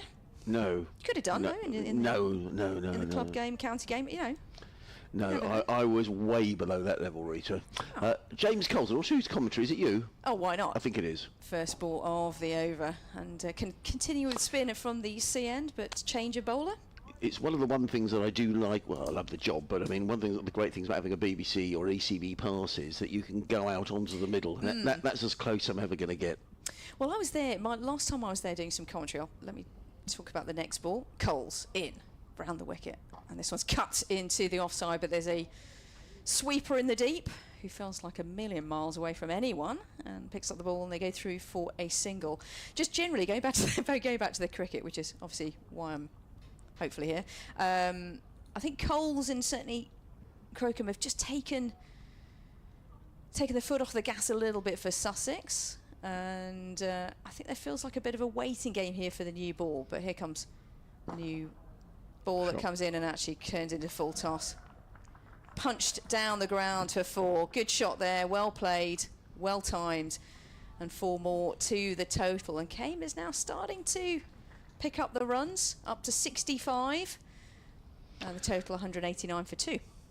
Well, the important thing from Derbyshire is, and Fletch highlighted this first thing this morning, was that whilst the main target here for Derbyshire is clearly survival, they will want to take the runs as and when they're available, because, you know, if they do get anywhere near parity or in the lead, that's going to take more time out of the game. Coles in again. This one's short and wide, but actually not convincingly played by Kame, and goes through to the slip fielder. What happened there? Did it just keep a bit low? He didn't time it at all, did he? No. Next ball from the C end, in, bowls. Nice flight on this one, but squirts through to the offside, and there's no run. They're trying here, Sussex, for this breakthrough. Bit of variation, bit of aggression in the field as well, but no breakthrough yet this morning. Next one is defended by Kame, and there is no run. So just 5, I just say just 5 off the over. And Crocombe will probably continue at the other end, 189 for 2. Did I miss the 100 partnership? Wasn't sure that was shown on the scoreboard. But anyway, it is 100 partnership, because these two came together when the score was 81. So this partnership is now worth 108 between these two. And the arrears, as far as Derbyshire are concerned, are 128. And Sussex supporters will we mentioned a couple of times yesterday the game here against Leicestershire, which was slightly different in that Leicestershire were batting last, but they were 130 odd for 7, and the game was done and it was dusted and we're all ready to go home. And Louis Kimber played the remarkable innings, 237. It was incredible. What an innings! And Leicestershire very nearly got over the line. Now clearly Derbyshire aren't going to win here, but that was a game, you know, Sussex will know all about how important patience is here. So we shall see. You know, it's the great thing about 4-day cricket. Henry Crocombe is going to begin another over, his 8th, running in from the Cromwell Road end. Bowls to Madsen, who clips smartly through mid-wicket, picks up 1. They won't come back for a second because James Coles in his white sun hat is in, and throws the ball in with some vigour actually to John Simpson. And 1 more to the total, 190 for 2. John Simpson, I always think as a Middlesex player, right? For many years. Well, totally. And what a signing he's been. Oh, he's been fabulous. And I was with you for one day up at Leicestershire, and batted beautifully. In comes Crocombe again, drilled away, not timed by Harry Kane. He was looking to drive that away through extra cover. Big, thick outside edge, but the ball runs all the way along the ground. Finn Hudson-Prentice, who's actually the second Sussex player in a sun hat. And Fields, 191 for 2. Kane goes to 66. How do you think John Simpson's settled in? It seems to me like he's settled in beautifully here at Sussex. Well, he's made 400s. He's top of the batting averages. In comes Crocombe bowls. Ducks underneath that as Madsen down the leg side, taken by Simpson. And there is no run. Yeah, he's been tremendous. And initially the idea was that him to come and do the first 7 county championship games and then have a chat, because he'd never skippered before, and keeping wicket, batting 6, captaining. It's quite a lot. And they said they'd review it, but I think it's probably the shortest meeting ever when they got together after 7 games and said, well, you do want to carry on? And John Simpson said yes, and probably that was the end of the meeting. In comes Crocombe bowls, and Madsen plays into the offside. If you were taking the minutes of that meeting, it probably wouldn't have taken too long to write them up. 192 for 2. Kame and Madsen, are they both on 66? I can't quite make out. 68 66 yeah. and 68. But you talk about the captaincy and the effect it can have. The Ollie Pope effect. Yeah, totally. Captaincy has had a different effect, and he's feeling the pressure, isn't he, with the bat? Crocombe around the wicket bowls. Kane is forward, plays to mid-off, fielded by the ever-eager Jack Carson, and there is no run. And I think here, for example, the captaincy was given to Tom Haynes a couple of years ago, and he was a young player. I think it weighed heavy on Tom's shoulders, and he's been there, done it. John Simpson, he's 36 years of age. And I like the way he's skippered. He's been very innovative. He juggles the bowling around. If something's not happening, he tends to change it. Crocombe in, bowls, well pitched up, Kame drives to mid-wicket. There is no run. End of another over. 3 runs from that Henry Crocombe over. 8 overs, 1 maiden, no wicket for 40 for Henry. 2 overs remaining until a new ball would be available. James Coles is going to bowl the next one of those.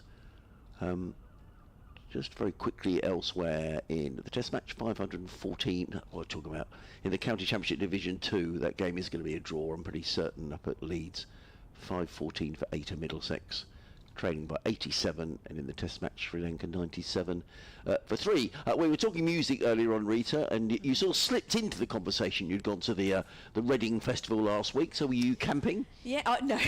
Why? No, I do. I live not far away. I sort of laugh there because my friends would laugh at that as well, of me camping. Right, I'd be terrible. But no, I didn't camp. I have in the past. Good for you. Being at Reading University, I went to the Reading Festival many times. Here comes Coles in, shorter delivery in wide, but straight to the cover fielder, who just moves a little bit to his left and fields, and there's no run. Yeah, I saw Liam Gallagher. He was actually brilliant on Sunday. I thought I saw Oasis in 95, and they're okay, but I think Liam Gallagher's vocal, I don't know what you call it, techniques or whatever, were excellent. I had a good old time. Coles in, lofted delivery here, and this one straight to cover, and there's no run. Kames is really trying to, Madsen rather, is trying to drive any full deliveries. But anyone who's got Oasis tickets, I think you might see a slightly different Liam Gallagher from the past. Here comes Coles in. And this one's driven once again to the same fielder. He's getting his money's worth here. No run. Well, he's very good. I would say that Tom Clark is the best ground fielder in the Sussex side. He's picking out his fielder there, is Wayne Madsen. He's got youth on his side as well, 23 years old. Madsen using his wrists as well to try and get round that fielder. This one's on the back foot. Sort of awkward stroke there from Madsen and pushed into the offside. There's no run. Oh, Jack Carson's making a signal towards the dressing room. I don't know if he's going off for a while. 3 Sussex fielders will have sun hats on. James Coles is off because he's bowling, but now Carson, Hudson Prentice. It's a lovely day here. For sure. And the left-handed Coles in round the wicket and pushes it to the short leg fielder, many of them, and there's no run. 3 fielders with potential helmets, and I love the fact that James Simpson, captain, wicket-keeper, great batter, plays the role of putting the helmets away after the over. This one short and wide, and to the sweeper in the deep, who I think is Ollie Robinson. It is, who misfields. Oh, misfields. That's really sloppy, isn't it? He'll be cross with himself. For another one, and that is not what you need. Yeah, he puts his hand up and apologises. Yeah. Senior player in the ranks nowadays, Ollie Robinson. End of the over, 194 for 2. And Sussex have got to be careful here, haven't they, Adrian? They've got to keep that pressure on. not feel like, I don't know, that luck needs to be on their side to get a wicket. Well, yeah, we spoke last night. Paul Farbrae spoke about patience, and they're going to need to be patient. But the new ball is available after this over from Crocombe. I see no reason why they wouldn't take the new ball. And as I say, they'll always get 2 goes at it because, what will they have? Maybe half a dozen overs before lunch, and then a chance to come back out on the ball will be relatively new. But these Kookaburra balls, you don't get that many overs before they go a little soft, and it's a little more difficult for the seamers. Henry Crocombe then with a slip and a gully in around the wicket. Bowls, and forward comes Came and placed very correctly back down the track, fielded by Crocombe. No run. There's a slip and a gully. Third man deep backward point. Finn Hudson Prentice warming up down there, which is interesting. I wonder whether he may be taking the new ball. I think I'd probably be surprised, because I think they'd probably go with a Nugcat and Robinson. There's a mid-off, mid-on, mid-wicket and a square leg.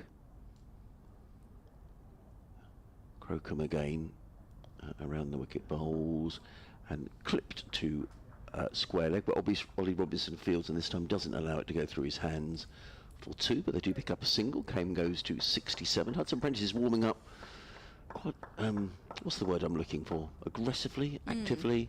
Fletcher will think of the word. He's far better at English than I am. Vigorously, fantastic. That is the word. It's yes, thesaurus out. that is. Well, yeah, Fletcher's got the right word. Crocombe makes his way in again. Bowls, and Madsen defends down the onside of the pitch. There is no run. In fact, last week Sussex were up in Scarborough, and I passed quite a few signs to the Leeds Festival. Oh yeah. But it was incredibly windy, and I saw some pictures on social media of tents getting blown away. There were stages that were shut because the weather was pretty blowy up in the north of England last week. Yeah, Reading's a bit further south. Crocombe in at bowls, and Madsen clips to mid-on. They're going to take a single. It's a well-judged signal because J. Devon Nugcat needed to move to his left fairly smartly to field, but these two, they're picking up the singles. They're not just sort of blocking and playing for time. They know the importance of trying to whittle away this lead. 196 for 2. It means that another 121 runs needed to make Sussex bat again. 8 wickets in hand. 73 overs left in the day after this one. That's positive cricket as well. Very positive. Crocombe hasn't quite got his line right this morning, and if it's there to be hit as a batter, you got to do it. You got to put the fielders back out. Crocombe in bowls to Harry. Well, that was a short delivery, and Harry came ducked. He thought it was going over his head, and the ball came through about waist high and didn't miss the leg stump by all that much. Yeah, that wasn't short enough anyway to be a short ball, and got away with that one. But and they have a chat, don't they, the batters? That's a good little piece of senior battership from Madsen. Yeah, Madsen wants something brought out. I think he wants a drink. Yeah. Unsurprisingly, he's faced 129 balls. Harry Kame has faced 233 balls for his 67. Wonderful display of concentration. Crocombe is in bowls and Kame is forward solidly, plays to mid-on. And there is no run. And I've said this a couple of hours ago, have a little break here. I think a drink is going to be brought out, certainly for Wayne Madsen, probably Harry Kame as well. And whilst, we've said right throughout this game that Derbyshire don't have anything to play for in terms of promotion from the second division. What they do have to play for is professional pride, and having been 26 for 4 in the first innings, to take the game this deep is a terrific performance by these two. And whilst there's plenty of time left, and you'd still say that Sussex are favourites to win this game, these two are doing a terrific job for their county. As Fletch is back in. I'm back. Like I've been away anywhere.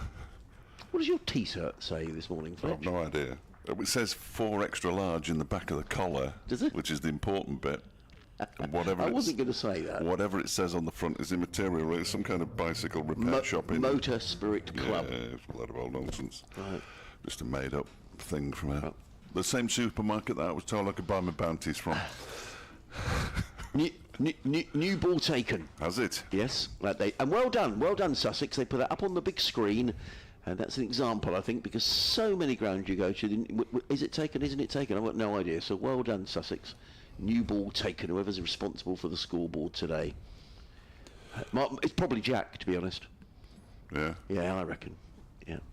And I did speculate that maybe Finn Hudson-Prentice would take the new ball because he was warming up, and he is ahead of both J-Dev Nugcat and Ollie Robinson. The former Derbyshire man. Finn Hudson-Prentice looking suitably scruffy. Oh, yeah. Oh, yeah. No. I thought it looked quite smart today. It does look slightly smart. He might have had a bit of a trim. Anyway, he's going to bowl from the C end. He's on bowled 3 overs and 3 maidens so far. No, that's a terrible first delivery. That's so wide and swinging wider that Wayne Madsen rather has absolutely nothing to do with it. It goes through to the keeper. Real loosener from Finn. I was introduced to Finn's girlfriend's dad last night. Yeah. Come over from Adelaide for a few days. Yeah. It's good to meet. I think he said his name was Mark. Oh, I'll take your word for that. That may be completely wrong. It goes Hudson-Prentice in again. That one's wide of the off stump, and Madsen just raises his bat out of the way to make sure he doesn't connect, which he never looked like connecting, in fairness. 196 for 2. Then Derbyshire need another 121 runs to make Sussex bat again.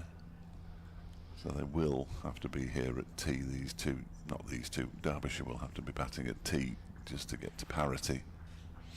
But those lads up on the balcony will be thinking, oh, these two have done their bit. I want to do my bit. You'd hope so. You would hope so.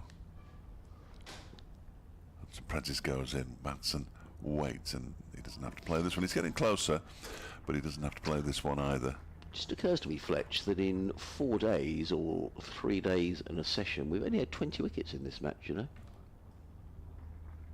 Yes, we have. Yeah. There have been precious few wickets at Headingley for 1,100 and something runs. Goodness knows what kind of pitch they've prepared there. Well, I mean, that really is a bore fest, isn't it, to be honest? Well, it's disastrous for Yorkshire, really, isn't it? So, something to cheer everybody up. As Hudson-Prentice is in. That one's down the leg side this time. It's taken nicely by John Simpson, moving away smartly to his left. So he just overcompensated a bit too much then. Hudson-Prentice has a quick chat with umpire Ian Blackwell on his way past him. My second favourite team in the county championship, and I don't mean this in any way disrespectfully to Derbyshire, are Worcestershire. Oh, yeah. Who are making quite a game of it at Chelmsford. I'll tell you about that in a moment. I don't even have a favourite team. Here's Hudson-Prentice. Again, bowls to Madsen, and that one's too wide of the off stump, and Madsen leaves it alone to go through to the keeper. Because Essex are 55 for 2 in their second innings, still needing another 129 to win, but tends to turn a bit at Chelmsford on the last day. Worcestershire, as in keeping with the county championship, most think the sides that go up are going to come straight back down. Yes. And I really hope Worcestershire don't. And not least, I mean, I like them, like the commentator for Derby as well, but also all the problems they've had with the ground being flooded and everything. I just think they deserve a bit of luck. Which of the commentators they have, but I know what you mean. Here's Hudson-Prentice into bowl to Madsen, who turns this one into the leg side. The first ball that he's actually laid bat on, or had to, in that Finn Hudson-Prentice over. Hudson-Prentice has now bowled 4 overs, 4 maidens, but that doesn't really say anything about that over because it wasn't a particularly good one. 196 for 2. Yeah, a bit disappointed, Finn, with that. He wanders off and he's sort of practising the holding the seam. First one was too wide outside the off stump. He got closer and then he put one down the leg side, then overcompensated again, and he was just struggling with his line there. Interesting that they've elected here for Ollie Robinson ahead of J-Dev Nugcat to take the new ball from the Cromwell Road end. Ollie Robinson, 15 overs, 4 maidens, 0 for 41. And Nugcat, who picked up those 3 wickets in the first innings, yet to pick up a wicket in this one. I'm sure there's method in what Sussex are doing. 4 slips in place for Ollie Robinson. And Harry came on strike, 67 in 234 balls. Robinson down the hill from the Cromwell Road in and bowls. Already beats came outside the off-stumper ball that just left the right-hander through to John Simpson, and there is no run. And he hasn't played he's left very well in this innings as Harry Kane, but he had a little flirt at that one. Sussex play Derbyshire in the county championship. Yeah, some more frustration here for Sussex. Derbyshire 196 for 2. That'll tell you that Sussex haven't taken a wicket yet this morning. Harry Kame is 67 not out. He's faced 235 balls, a mammoth effort of concentration. It means that Derbyshire have whittled away the lead. They just trail by 121 runs if they're going to make Sussex bat again. In terms of Surrey, they're just in a little bit of trouble at Trent Bridge. 89 for 4 in their second innings, leading Nottinghamshire by 209. And in the Test match, Sri Lanka still going on nicely. They're 101 for 3, but still needing another 382 if they're going to beat England. Thanks, we'll keep you up to date, of course, throughout the afternoon. And also coming up, we'll find out. Excellent. Robinson in again and bowls. Oh, that's a good delivery. That was going down the leg side. There was a stifled appeal from the slip cordon, but and they go through for a leg by just enough in this over from Robinson. The ball is just doing a little bit, just nipping about a bit. The delivery that came outside the off stump just moved away from the right-hander. Yes. Vital stage there. I mean, if Derbyshire will feel if they can get through this sort of session of, half a dozen, 8 overs maybe with a new ball, get to lunch without losing another wicket. Sussex will feel if they can take a wicket, then the door is ajar. Robinson again. Bowls down the leg side. He's disappointed with that Ollie Robinson taken by Simpson down the leg side. There is no run. Funny saying that, isn't it? Sorry? The door being ajar. It's funny saying it. It's always tickled me. Yeah. I don't know why. It's a perfectly... Jason has been in touch. Huh? He says, good afternoon, guys. Can I just turn up and get in, or do I need a ticket? No. I think you just turn up. Free to get in. Come on down, Jason, and watch the cricket. Free to get in. And you're going to get good value for your free to get in today, the way things are developing. Robinson in bowls. Forward came a little uncertainly, looking to play it through the offside. He got rather squared up, and having played the shot that ended up at mid-wicket, he surveys the bottom of his bat, and there is no run. The lads in the media centre may sort of advise me otherwise, but as far as I'm aware, you can just turn up, and I can't believe they're going to say you haven't got a ticket, mate. They'll probably issue one in the ticket office, I expect. Yes, it would be counterproductive to actually issue tickets for a free entry. Yes, it would. Game, wouldn't it, really? Yeah. And Save the planet. And you're not going to struggle to find somewhere to sit today.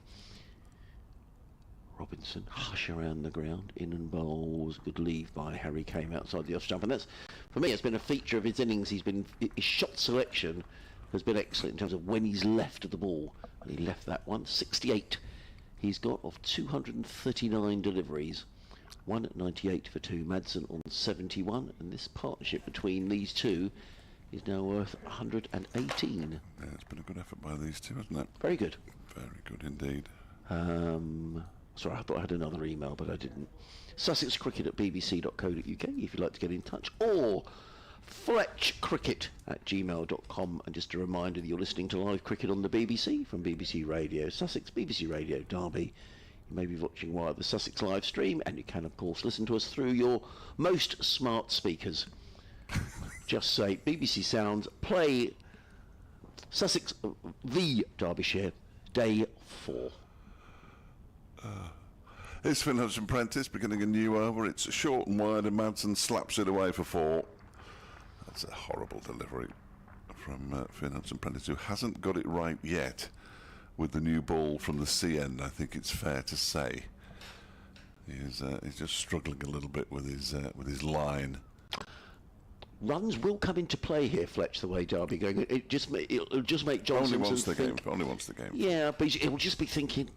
Was there a game here where Derbyshire got really close? I remember we sat there all afternoon, I was saying, Derbyshire are going for this, or was it the season before last? And they got really quite close to chasing down a big score. Last season? Yeah. Yeah, Leas Deploy and... it'll come to me in a minute. Deploy was sticking the ball over the Spen Karma Pavilion with Gay Abandon as Hudson-Prentice bowls. That hits Wayne Madsen in on the pad, but it's going down the leg side. And there is no run. Hayder Ali. That's right. Here we are. They're putting an awful lot. In fact, they just closed up shop at the end. They were about 15-20 shy of victory. They lost those two. They scored a ridiculous amount of runs after tea. I distinctly remember Mickey Arthur saying to me that when they came back into Wayne Madsen, Deploy was out by that point, but at tea the batters had said, no, we're going to win this. Here's Hudson Prentice into bowl to Madsen, who drives a little bit edgishly out towards point, and they pick up a single. Hudson Prentice has got his hands on his head, and I'm not surprised. Single taken. Hudson Prentice keeps looking at his watch. He's going to have to stop that. Madsen moves to 76, came 68. I'm sure it's one of those watches that tells you more than the time. Yeah, Sussex made 402. Derbyshire responded with 407, a century for Brooke Guest. In reply, Sussex made 384, big 100 for James Coles, who made 180. Hudson Prentice bowls to Kame, who leaves alone outside the off stump. And Derbyshire responded with 361 for 8. So they very nearly got... Lewis Deploy made 128. Hyder Ali made 73. And it was a really good game of cricket. I'll have to do the maths there. They didn't fall short by very many. It was a draw. It was sort of 20, 30 runs, that kind of area, right by, as I remember. Yeah. But that kind of maths is way beyond me. It's way beyond me, and so I'm going to have to do my a bit of addition. 203 for 2 here, Derbyshire. Hudson Prentice in and bowls to Kame, who goes back and just guides this out into the offside, where it's fielded by Tom Haynes. So I seem to remember saying, Fletch, all the way through, Derbyshire could do this, and you were saying, no. But they very nearly did. Let's just say Harry Kame's innings has just ticked towards and just past 4 hours now. He's been out there. Terrific effort from Harry Kame.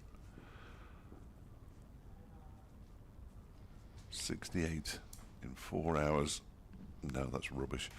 In 5 hours, that's what I wanted to say. This one is defended into the offside. That's maths letting me down again. 301 minutes is clearly 5 hours.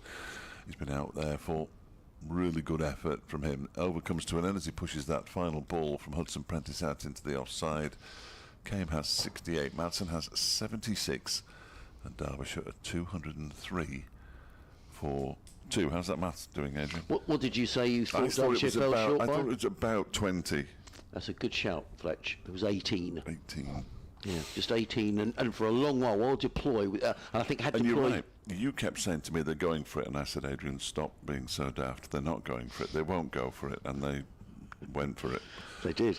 Yeah. Deploy was eventually out for 128, caught Ibrahim bowled Shipley, Henry Shipley, who was the New Zealander. I think he was caught on the boundary as well, because he was sending the ball. I don't know how many. Does it say give how many sixes he's No, got? it doesn't. I'll have a look. I'll have a look myself during this over. But from memory, it was astonishing.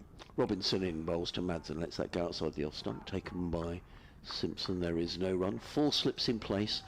Point, extra cover, mid-on, mid-wicket, and a fine leg. Frustration for Sussex, but you have to say, wonderful concentration from Madsen and Kame this morning. I can see J. Devon Nugcat is warming up now. He's bowled predominantly down the hill in this match. I wonder whether maybe he's going to have a couple of overs pre-lunch up the hill. We've got another 19 minutes to go into the break. Another 69 overs available after this. As Robinson in again, bowls to Madsen. Oh, he's beaten. Do you know, I think Wayne Madsen was going to play at that. He decided at the last minute to leave it, and it didn't miss by very much. Through to John Simpson, there is no run. In that game last year, Deploy's 128 included 17 fours and 3 sixes. Hyder Ali 73 or 54 balls, 7 fours and 4 sixes. And they went absolutely mad. Yeah, they did. In the afternoon session. It made for a terrific game.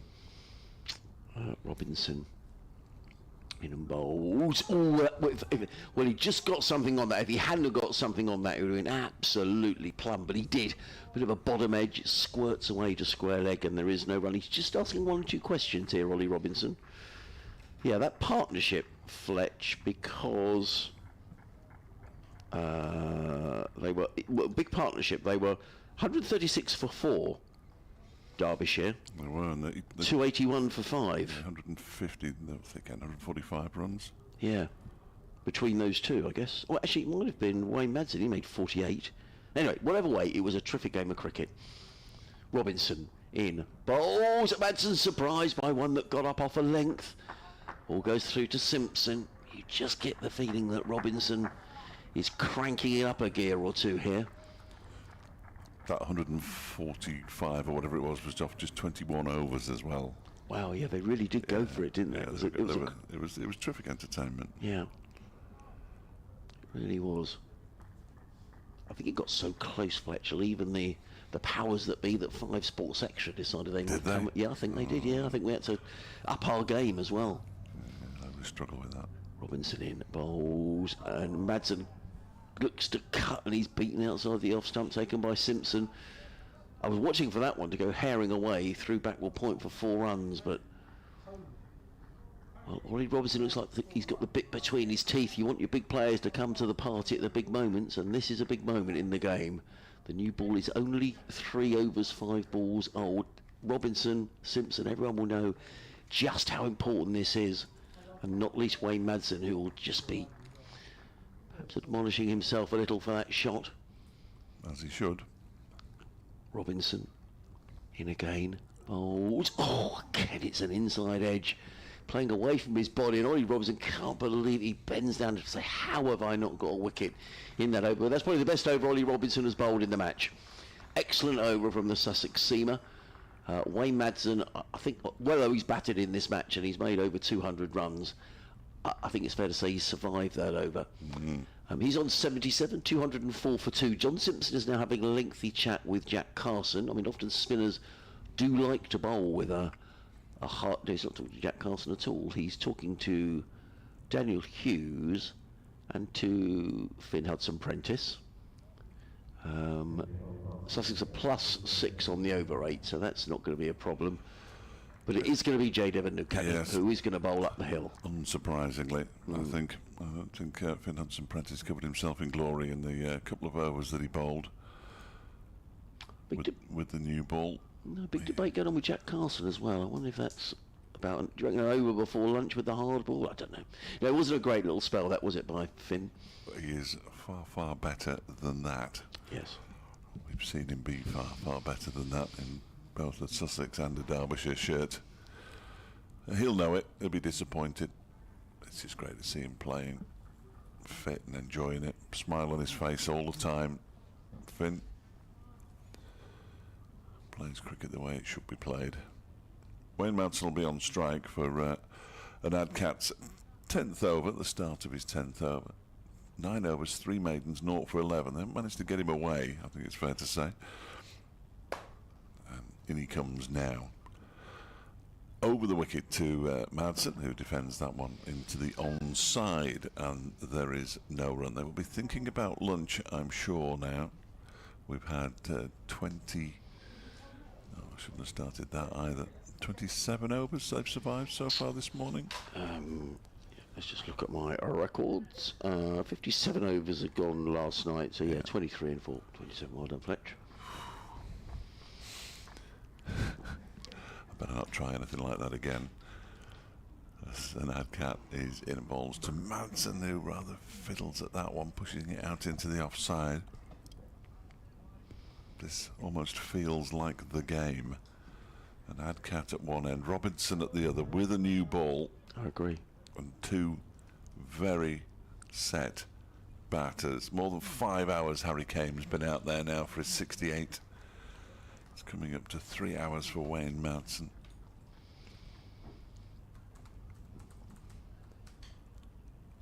And these two will want to be there at lunch. And Adcat in and bowls to Madsen, who that's more like it. A very solid defensive shot out to Robinson. At a wide-ish mid-off. 2 slips and a gully. Point. Nobody beyond the point on the offside mid-off. Mid-on. Slightly backward square leg. And a man down on the deep backward square leg boundary waiting for the mistimed pull or hook shot. He does, he bowls very few poor deliveries, J. Devon O'Catties. And most of the deliveries look as if they're going to hit the stumps. Not many scoring opportunities for the batters, as that one is edged and caught. Wayne Madsen turns around and looks, and he's gone, and an Adcat strikes, and that could be absolutely enormous. Wayne Madsen goes for 77, and Derbyshire are 204 for 3 now. Terrific catch by Tom Haynes. That could be a huge moment. Well, we did say with JW Cat that you don't get much respite, not many scoring opportunities, as Fletch said, and pretty much every delivery he bowls looks like he's going to get a wicket.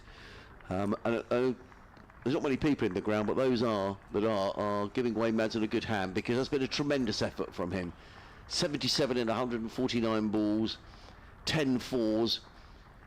I don't know if he's getting a bit tired. I mean, he's been on the field an awful lot in this game, and just in the previous over, Molly Robinson, he'd played a couple of very un-Madsen type shots.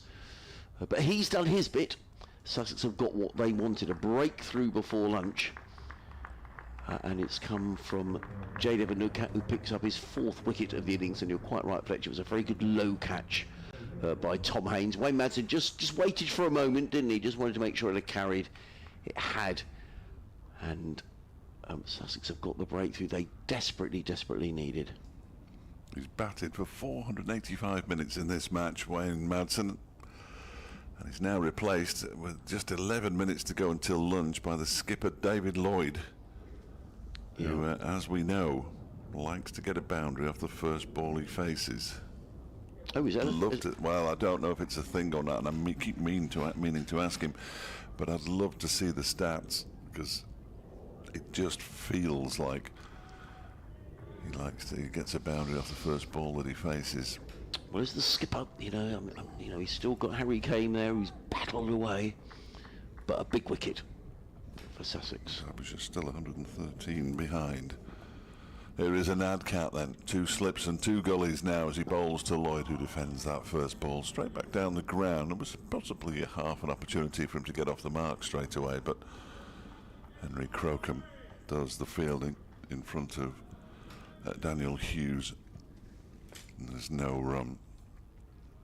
Yes, the second innings for Derbyshire. Wayne Madsen just 6 minutes shy of 3 hours out in the middle. Harry Kane has had 197 dot balls. This next delivery is left alone by David Lloyd outside the off-stump, so 242 balls faced as that an Adcat wicket maiden comes to an end.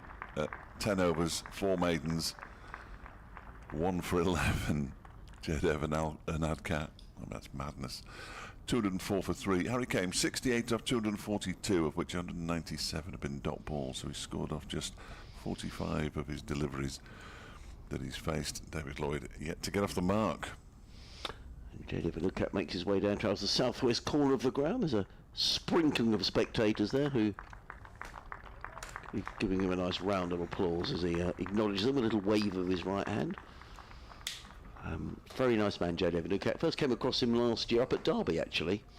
And actually had breakfast with him, sat down at his... I said, do you mind if you sat... I said, at your table? Oh, no, not at all, he said. He's a very pleasant man.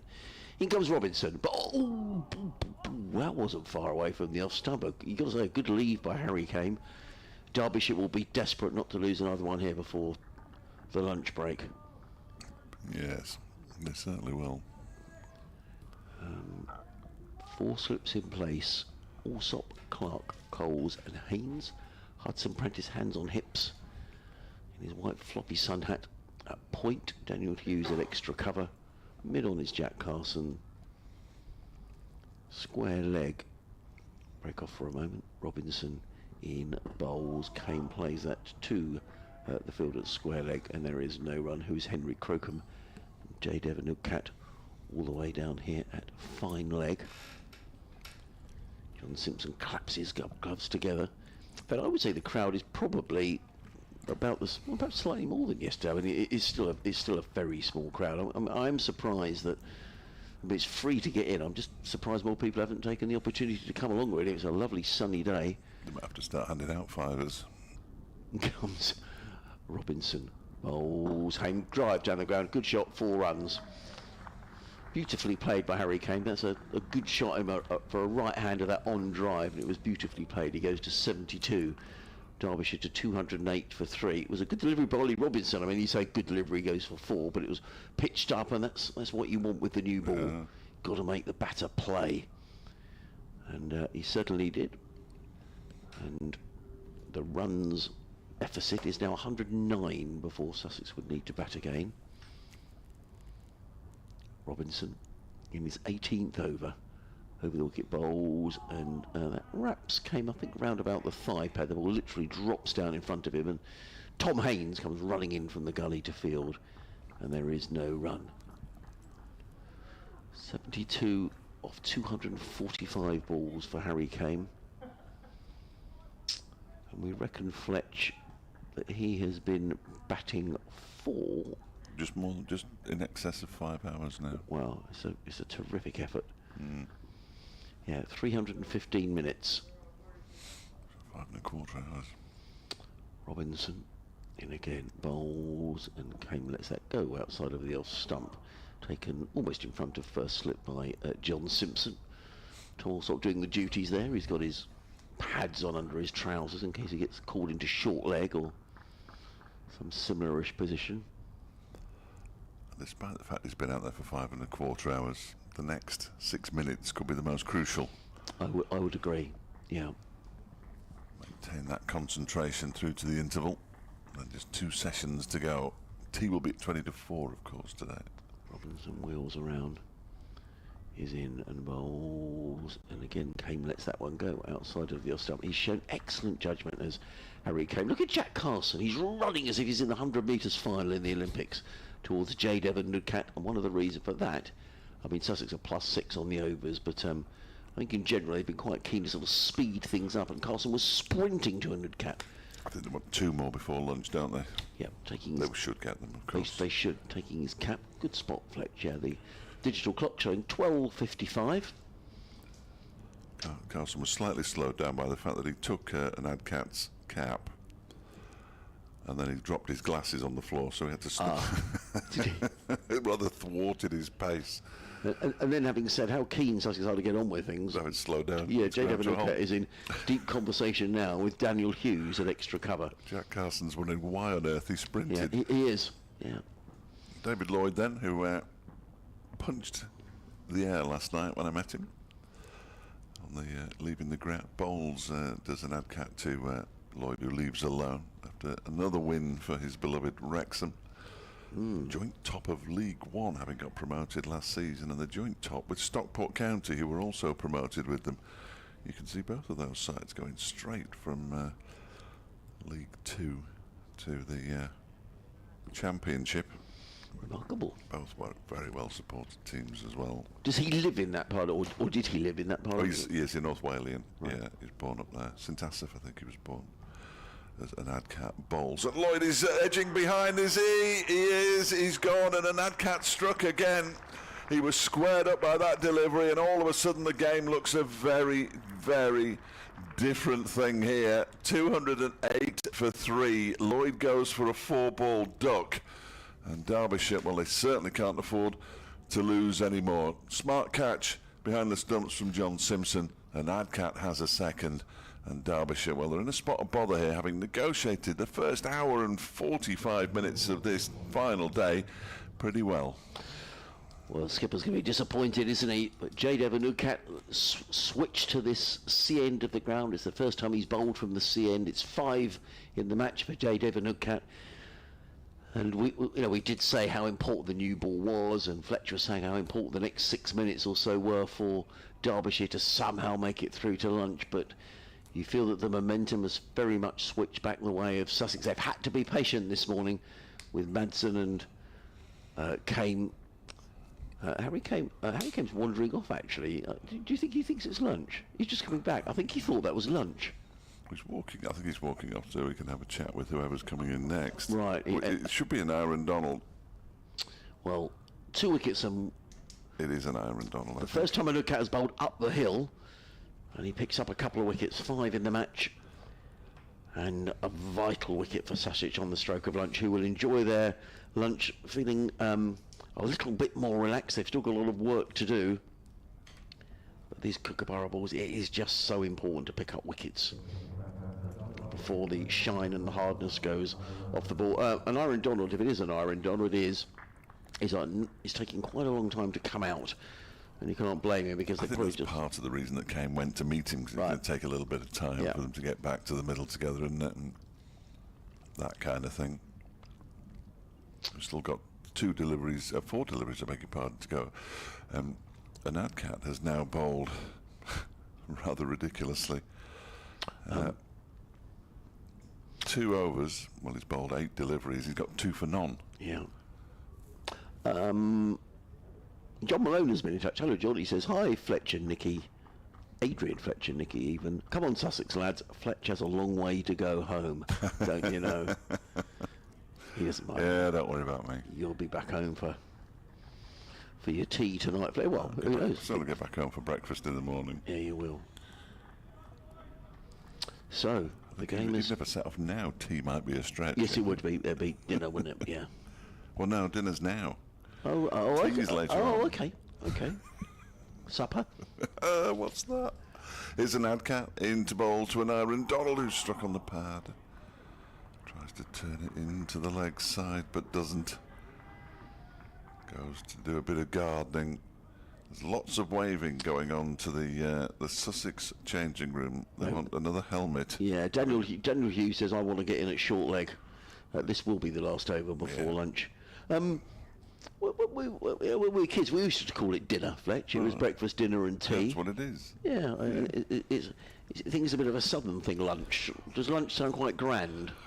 Well, not for me to say, really. Right. Well, you can say we wouldn't be offended. Here comes, in fact, 2 helmets being bought out. Daniel Hughes is he has been involved, Daniel Hughes, and he sort of came, immediately signalled for the helmet. There are 3 balls to go in the over. No, I'm not going to make it. Okay. Rita come in and have a natter for the last few balls of the morning's play. So 3 slips in a gully, and a Nudcat at the moment has got this ball on a piece of string. Runs away from us, in past umpire Blackwell, bowls, and Donald is forward and plays it into the offside. There is no run. 208 for 4. 2 more balls to go before lunch, and how a game can change, Rita. Wow, you did call it though, Adrian. That's for sure. Patience is the name of the game, and this new ball has got 2 wickets, and yeah, the game has changed certainly. 5 in the match for J-Deb and Nudcat, who's in again. Bowls. And Donald sits on the pad. There's a stifled appeal. I don't know if they felt that was going down the leg side, or maybe a bit of a inside edge from an Iron Donald. But we did say a little early on, didn't we? If Sussex take the new ball, they'll have a little spell before. We said 6 or 7 overs, and then a little spell afterwards as well. And I wouldn't be a bit surprised if after lunch we don't get a Nudcat opening up again. Interesting, he's coming around the wicket now to the right. I suspect this is going to be short, and they've got Daniel Hughes underneath the helmet in there at short leg. Yeah, he definitely wants to bring LBW into play there. I think pitching outside the line as well was a problem round the wicket. So here he comes. Yeah, he's got his 4 slips in place in the gully, and he's got a short leg. Round the wicket comes in Nudcat, bowls, and Donald plays into the offside defensively. That will be lunch because the digital clock has ticked over to 1300 hours. Jaden Nudcat gets a shake of the hand from Jack Carson. Well, Sussex would have been hoping the new ball would do the trick, and that's exactly what happened as they show the wicket out with a really good low catch by John Simpson in front of first slip to dismiss the Derbyshire skipper David Lloyd. I mean, Derbyshire still with it all to do. Paul Farbrace making his way across the ground will be in a far more relaxed mood now than he would. But he did say last night, and you picked up on it, Rita, that the patience was the key for Sussex today. Yeah, and he looks delighted there. Clap of the hands as his players go off. Well, I call it lunch, but dinner. Apparently it's dinner. Yeah, dinner and then tea a bit later. Yeah. Or whatever it is, maybe a meal, maybe a cup of tea. But also, the tails are up here, Sussex. 2 wickets, 2 quick wickets really at 12 minutes to the hour, and then 4 minutes to as well. And the game has just turned. But I'd say that there's plenty to play for still. Derbyshire, if they just hung around, they've seen their two batters this morning do a serious job, actually, just being patient, but also taking the runs where they were there. You know, Crocombe didn't get his line quite right when it was wide and certainly down leg. Took the runs wherever they could, but Derbyshire still trail by 109. The first job will be to really get Sussex to bat again. But also to survive the day. That'll be the play. Either survive the day or get Sussex to bat again. But certainly you'll feel like Sussex will feel very positive having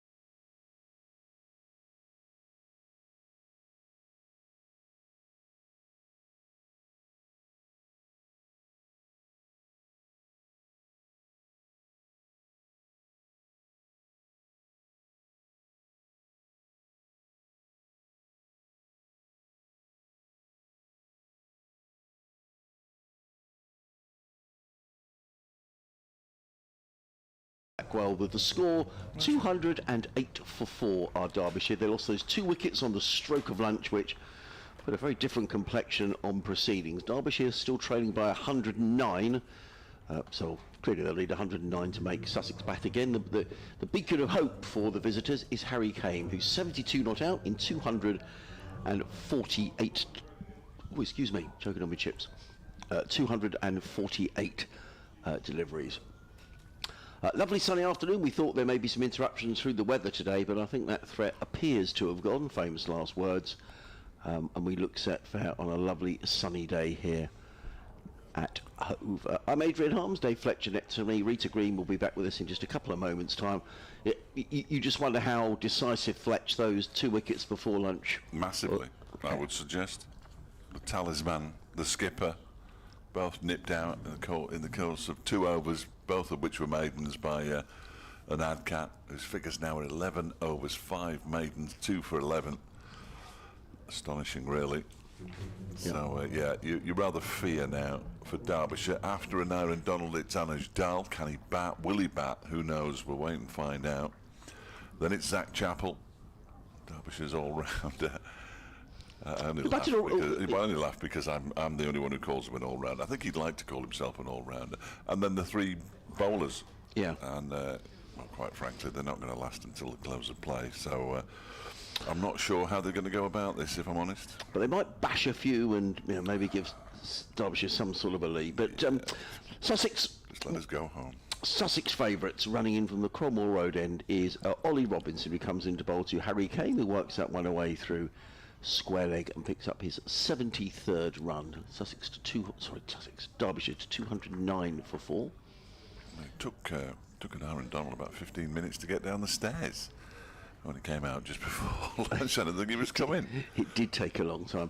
66 overs remaining, or 65 overs and 5 balls, so plenty of time for Sussex. But we do know with the Kookaburra ball, it does get more and more difficult for seamers to take wickets, but that's a little way off. Another, I don't know, 15, 20 overs if they could get through them, and that's a big if. Yeah. It might be a different proposition. Robinson in his 19th over is in and bowled. Oh, crumbs, that was a brave leave. That was very, very close to the off stump, and Donald goes down, does a little bit of gardening. That was a coat of varnish, really. Goes down and does some gardening. But just before lunch, we did say in the commentary, Fletch, that Robinson, it was probably his best spell of the match, to be honest. He a couple of full shots from Wayne Madsen, who in defence of Wayne Madsen, maybe feeling a bit tired. He's batted a long time in this match.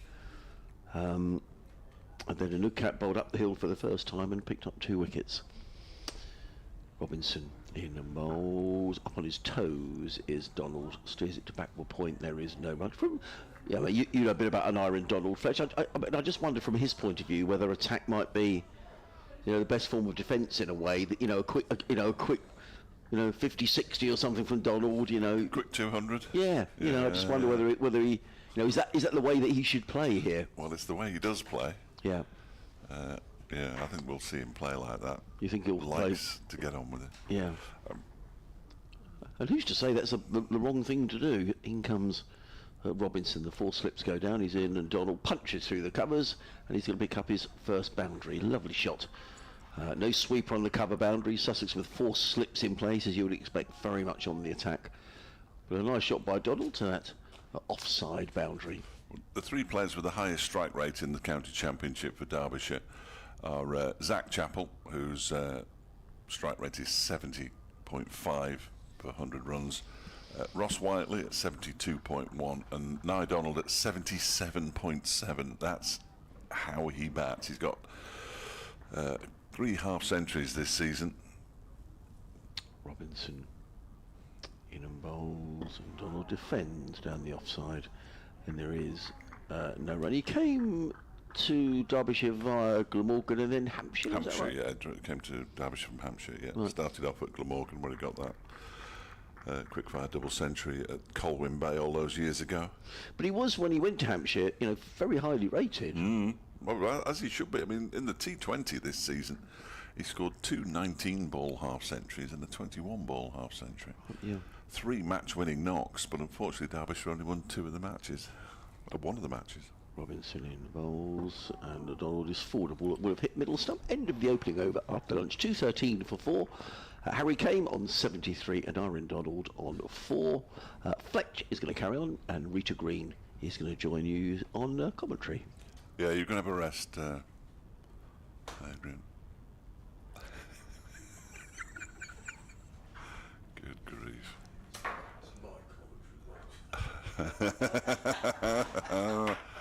Very good. Very good. Good response. We're going to see Jed Nadcat continue from the C end. 11 overs, 5 maidens, 2 for 11. His last 2 overs have both been wicket maidens.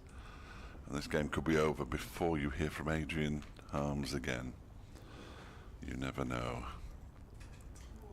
Oh, Fletch. No, I think those 2 overs Really? those 2 overs that Nadcat bowled before lunch, I think, could prove to be decisive. But bowling initially to Harry Kame, who's on 73, with 2 slips, well, 3 slips really, first, second and fourth at a gully, and now there's another man coming in closer as well at point. There's a short leg in there as well. Harry Kame's long vigil continues. Here comes an Nadcat in and bowls to it and beats him as he just pushes forward tentatively. I know why Adrian's gone off commentary.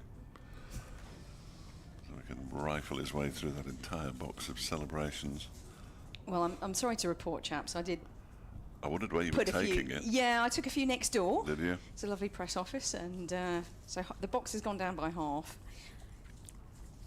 You're just buying people's Well, affections. that's me in a nutshell. Rita, come on. You're better than that. Here comes the Nadcat ball into Kame, who turns that one into the leg side. It's fielded by Daniel Hughes at short leg. You figured me out far too early. How warm is it now, by the way? Yeah, you've come in the right attire. It is Shorts, t-shirt. ridiculously warm. I'm rather warm today, and Well, unfortunately, the media centre's air conditioning has failed.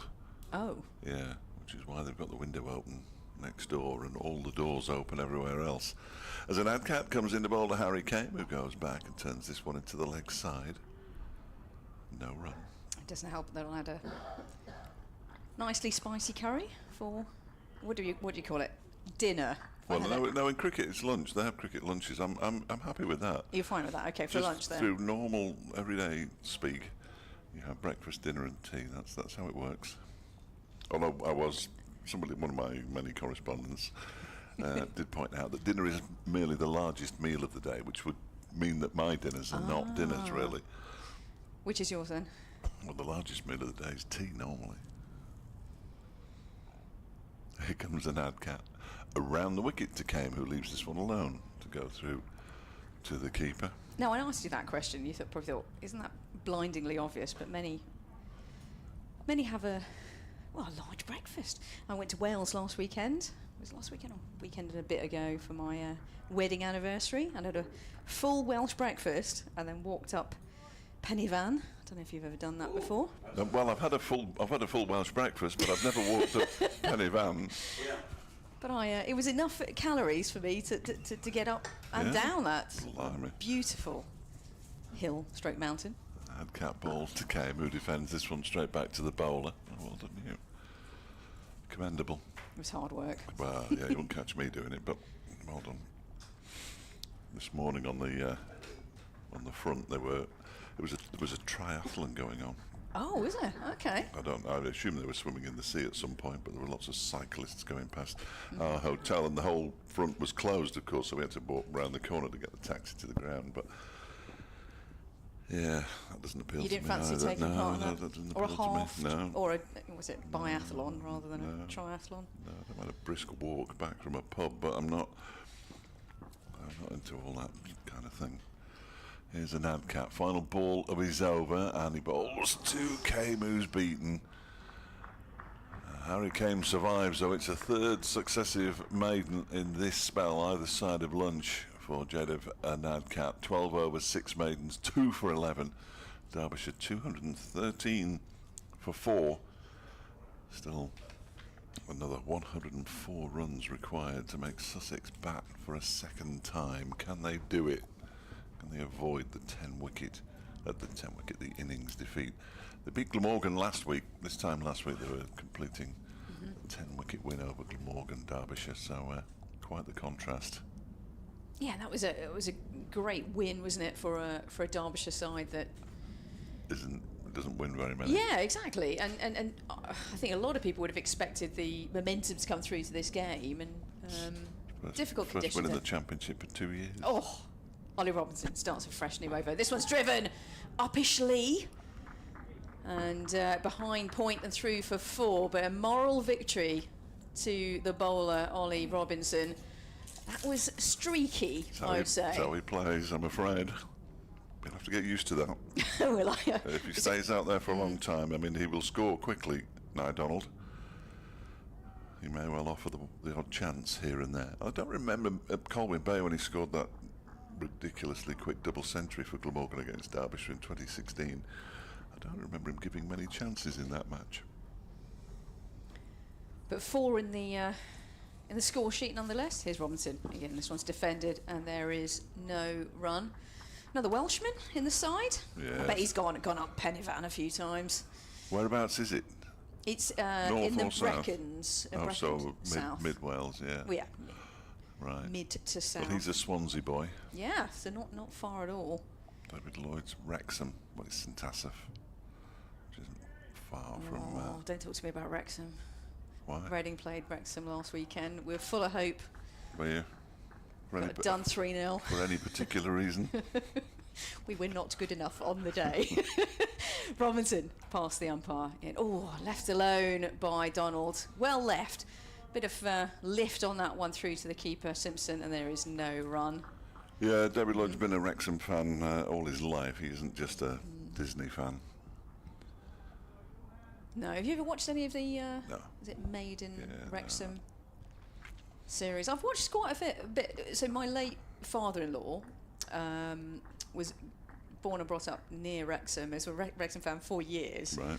And my husband and his 2 brothers used to Mickey take for to their dad for years and years.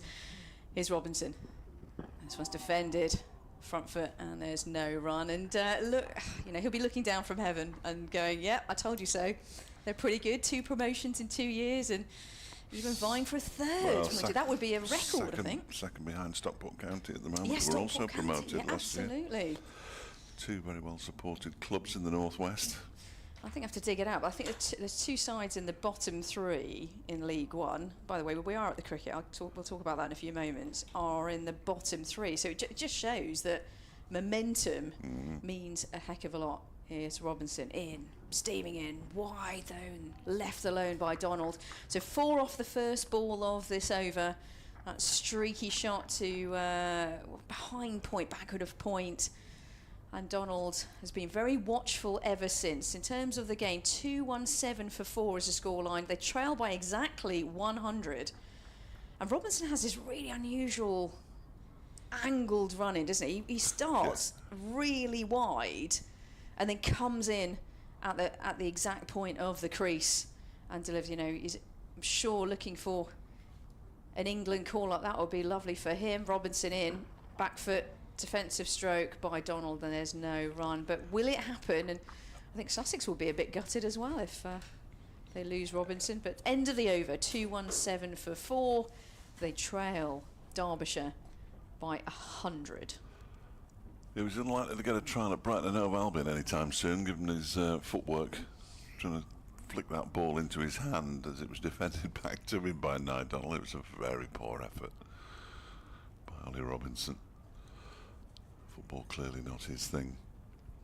Jadev Nadkat is going to continue, why wouldn't he? Oh, yeah. From the sea end. We might see him a lot, don't you think? I think you might be right. 2 overs, 2 maidens, 2 for none before lunch. Another maiden already since lunch. That one is short. The first runs off him in this spell. Either side of lunch is 4 for Harry Kane. Nice hook shot, pull shot out towards the slightly backward square leg boundary. He moves to 77. Harry Kane 221 for 4 now. Derbyshire was onto that really quickly. Derbyshire only trailed by 96 now. And not nicely played. It was short and control pull shot straight along the ground, 4 runs, and that will just relieve the pressure a little bit for the batters and for Derbyshire. Yeah, get a single and then an Aaron Donald and try and repeat it. I can feel it. Kane just settles himself. And Cat on his way, and there are 4 slips in place. He bowls and Kane pushes this into the onside where it's fielded at mid-on. And there's no run. Yeah, and Adcat's got to get his line super right here. Such an offside field.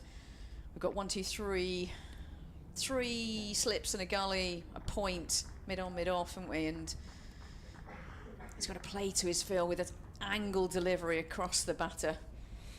I've just been a few moments ago looking up onto the Derbyshire balcony to see who was padded up. Zach Chappell is padded up.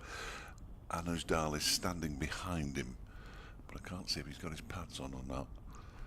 Oh, something has disturbed Harry Kane there as he steps away. As an Adcat was on his way in.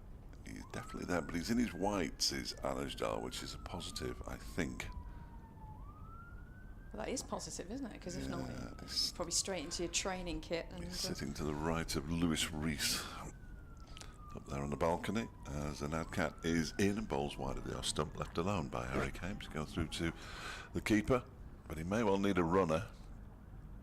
That's always exciting.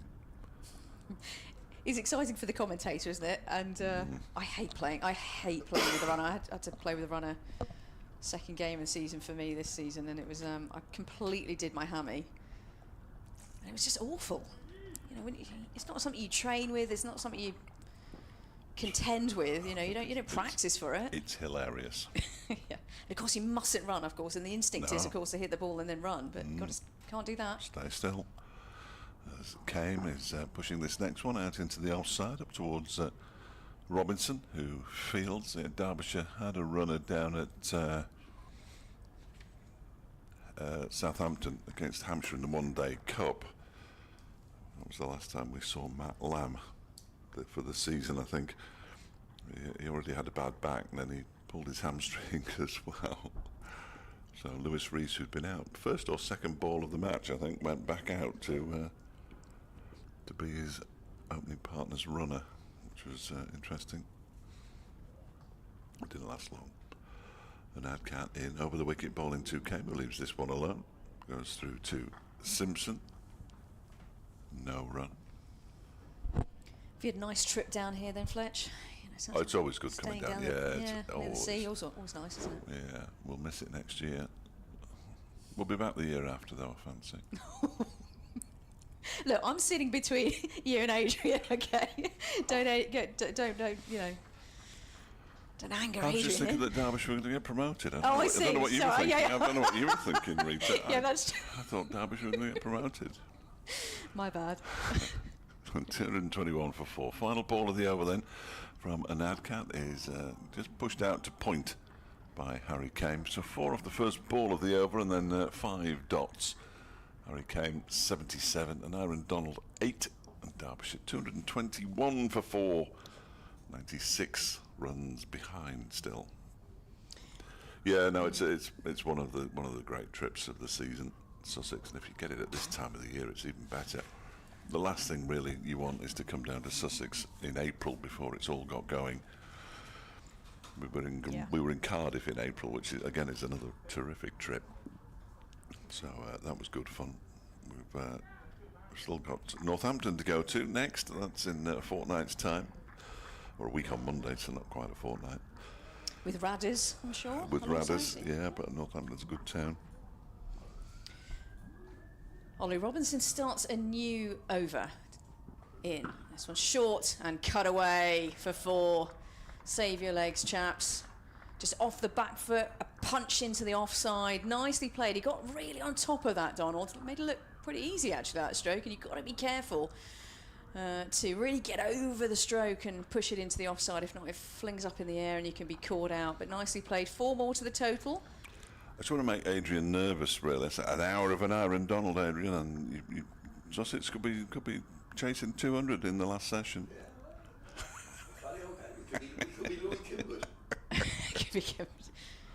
Donald on strike. This one a much fuller delivery. In fact, the same treatment. 4 runs. This time a fuller delivery, full toss. Ollie Robinson trying to get the Yorker in there, I would guess, and punched away off the front foot this time by Donald. 4 more to the total. 4 more to Donald, who's on 16 from 17 balls. Oh, I'm up for watching something special here, Fletch. Derbyshire now 229 for 4 here at Hove. Paul Farbrace with the fielding in front of the scoreboard there. He's now gone and sat behind the advertising boards. He's fed up having to fetch the ball from beyond the boundary. Oh, that's even worse, isn't it? When the coach picks up the ball, you go, oh no. He's in the shade. So Robinson's just about to come in for his 3rd ball of the over. The 2 fours of the over so far, and a man's been put out in the deep, so deep square leg. Got to bounce him, isn't it? Yeah, exactly. So are they playing a few mind games here with Donald, who's on the offensive? Robinson in. Oh, this one's left alone, and there's no run. That's lovely shape to that delivery, and nicely left alone. We've got 3 slips, a gully, a very deep point. I used to feel there a lot, actually, but that's rather deep. Cover, actually it's not cover, it's mid on, mid off, actually, isn't it? They haven't really got a cover region at all. And then 2 men in the deep. We've got a fine leg and a deep square leg as well. So really on the offensive as well. And, you know, Sussex need these wickets. And coming into today, it was a case of, well, let's get to lunch and that'll be positive. And, oh, what? If we get to tea, wow. Robinson, next delivery. This one's defended and it goes squirts out to gully and there's no run. Good effort so far today, I think, from Derbyshire, isn't it? Yeah, no, they'll be pleased. They'll be right to be pleased as well. Not just that 2 over, 3 over spell, 2 overs from an ad cat just before lunch have really put the pressure back on. Middlesex finally bowled out for 522. Yorkshire at 34 without loss, leading by 113 runs up at Headingley. So that could go a long way. I have been communicating with somebody who watches Yorkshire. Robinson. Next one. Oh, this is a big thick edge from the batter, but falls short of 2nd slip. Big thick edge there. But soft hands save Donald there, and they go through for a single. 1 more to the total, 230 for 4. You know, somebody who watches Yorkshire a lot, home and away, who said he was rooting for Derbyshire for obvious reasons because the Yorkshire game looks dull. I said, well, they prepared a proper pitch down here, and he said, oh, it's just terrible.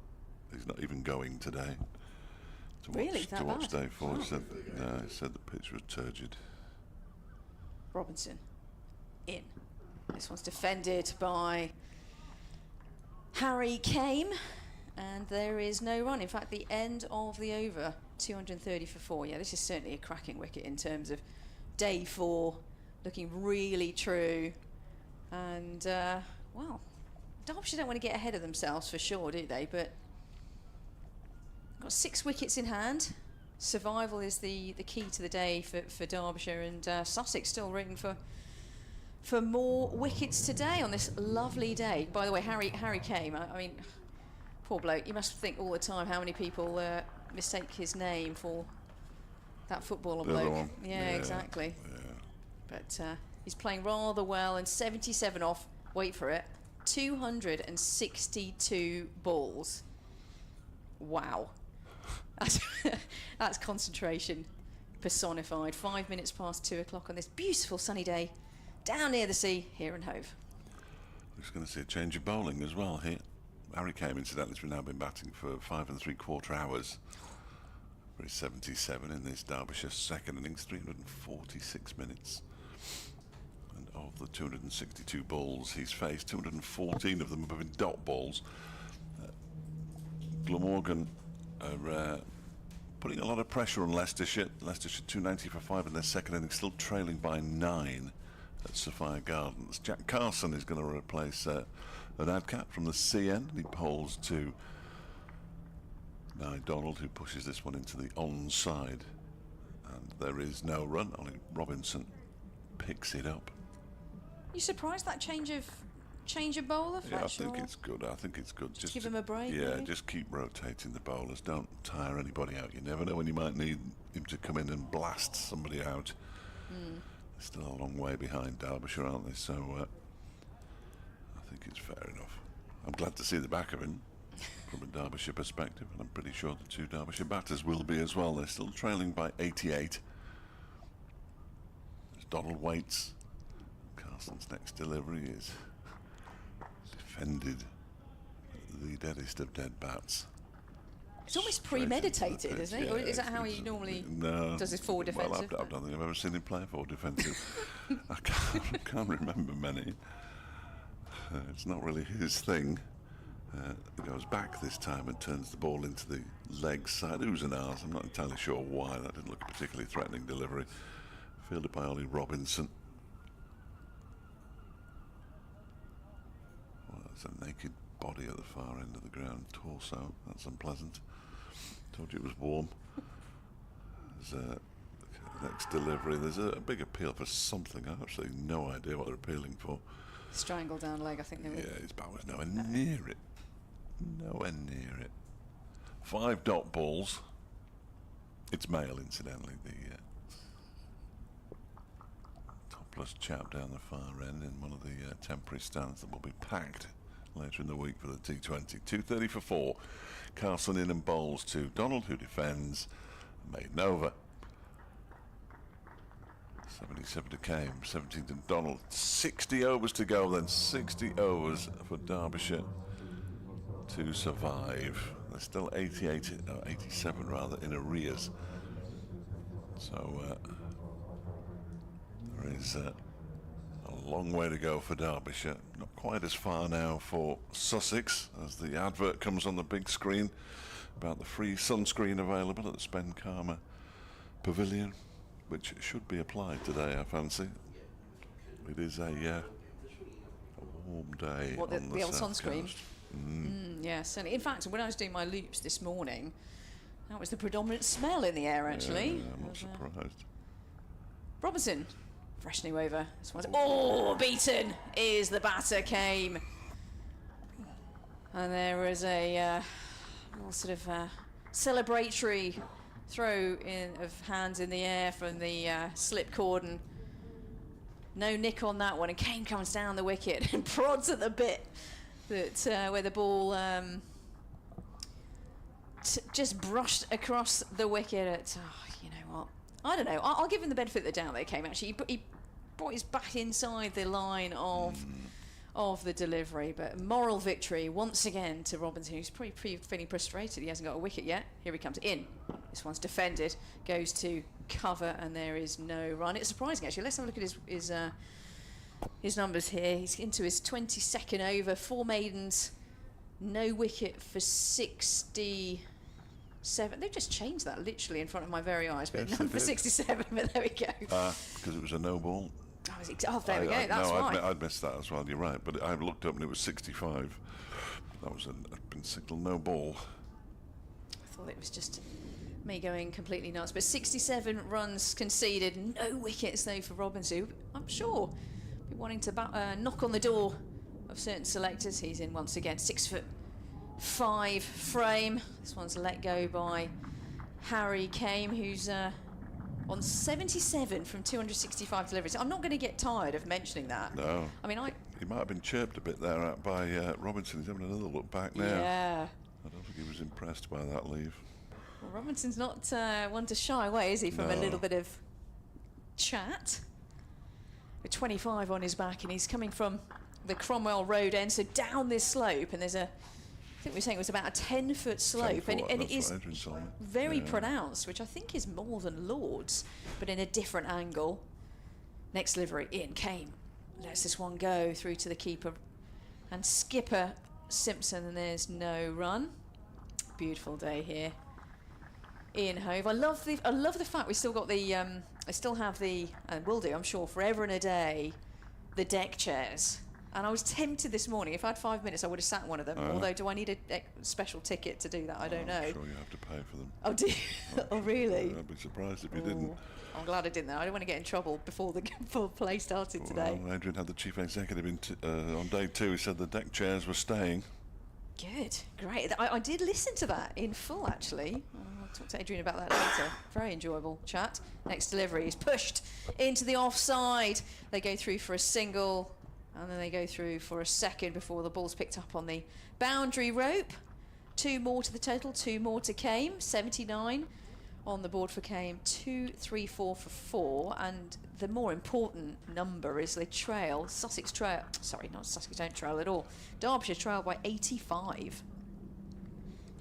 So I said this morning that Sussex weren't in the nets this morning. It's looking like a possibility, or even more than that Sussex will need to put the pads back on. I don't think they'll have forgotten how to bat, though, will they? True, that's very true. In again is Robinson. There's no run. I'm not a big. So I still play. Like I did used to play county cricket myself, but I just do still play. I'm not a big, hit 1,000 balls in the nets before I bat kind of person. I like to leave it out there, Well, on the day. You could be great in the nets, couldn't you? Yeah, And go out exactly. there and be absolutely hopeless in the middle. I'm not suggesting you were. No, I'm the opposite. I like to leave myself out there. So Yeah. I've definitely changed though. I used to be far more of a defensive type of, a more Rahul Dravid type of character. And nowadays, I hit it all sorts. Anyway, Robinson's in, and this one's defended by Came, and the end of the over. So just 4 from the over. Interesting over, a no ball in there as well. And Robinson's just, I thought he's maybe chatting a bit with the batters there.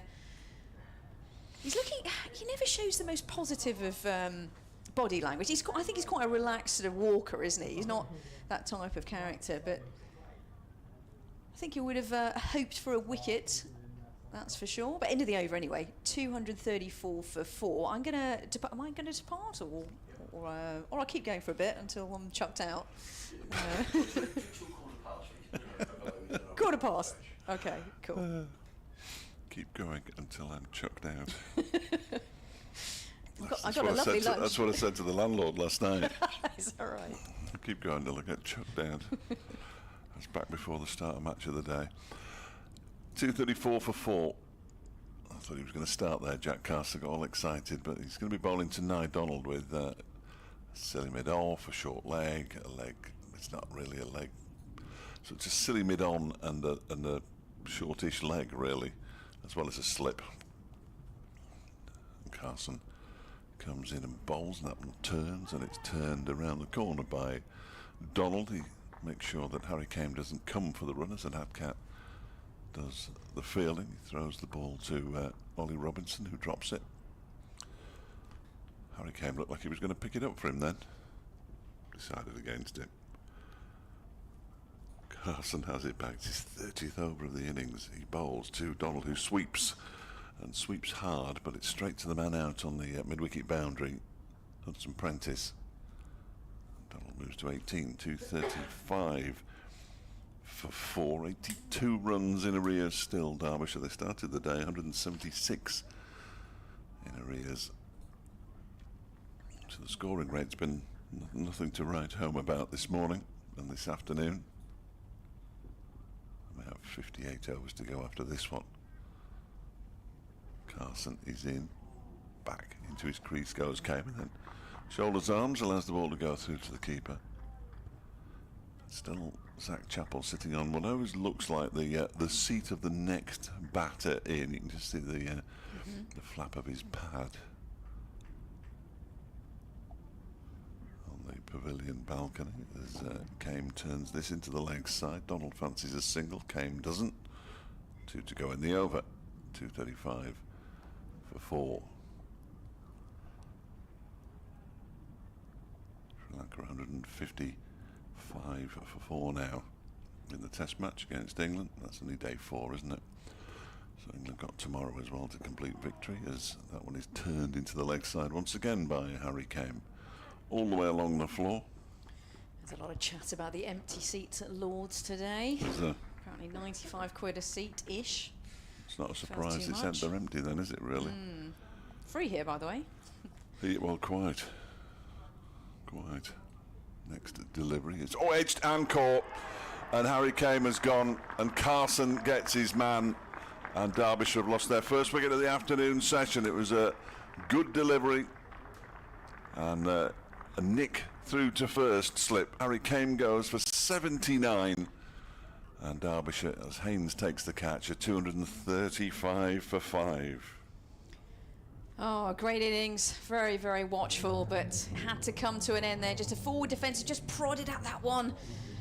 And the ball did the work, and Carson was absolutely jubilant at that one. He jumped up in the air, about 6 foot in the air, it felt like, in jubilation at that wicket. And Harry Kane, 79 from 273 balls, 350 odd minutes. And a very watchful innings, and he's looking very despondent as he comes off the ground. And he could feel proud of that innings at a later date, but I'm sure he'll know that his role today was to stick around for as much as humanly possible. But yeah, another wicket down for Derbyshire. And it's Zach Chappell and not Anuj Dal coming out to bat. There's plenty of applause from the balcony for Harry Kane as he goes up the steps. Derbyshire still 82 behind. But it is interesting that it's Zach Chappell and not Anuj Dal. That rather suggests that Nudge isn't going to bat unless absolutely necessary, and quite frankly, if 2 more wickets fall, it won't be necessary anyway. Just remind us of the plentiful, unfortunate injuries he may have. Well, he got hit on the head initially, then he got hit on the hand, and then when he went for a single, he pulled his groin. Oh. So he managed to do 3 different things in one innings. In fact, he was out probably 2 deliveries after he pulled his groin. Perhaps should have retired hurt, but stayed out there and was dismissed by Jack Carson, caught by Tom Alsop for 45, having added 84. But the 6th wicket yesterday was Wayne Madsen. So Carson, that was the last ball of his over. 2 for 62 from his 30 overs. Jack Carson, who's getting the applause of the Shark stand.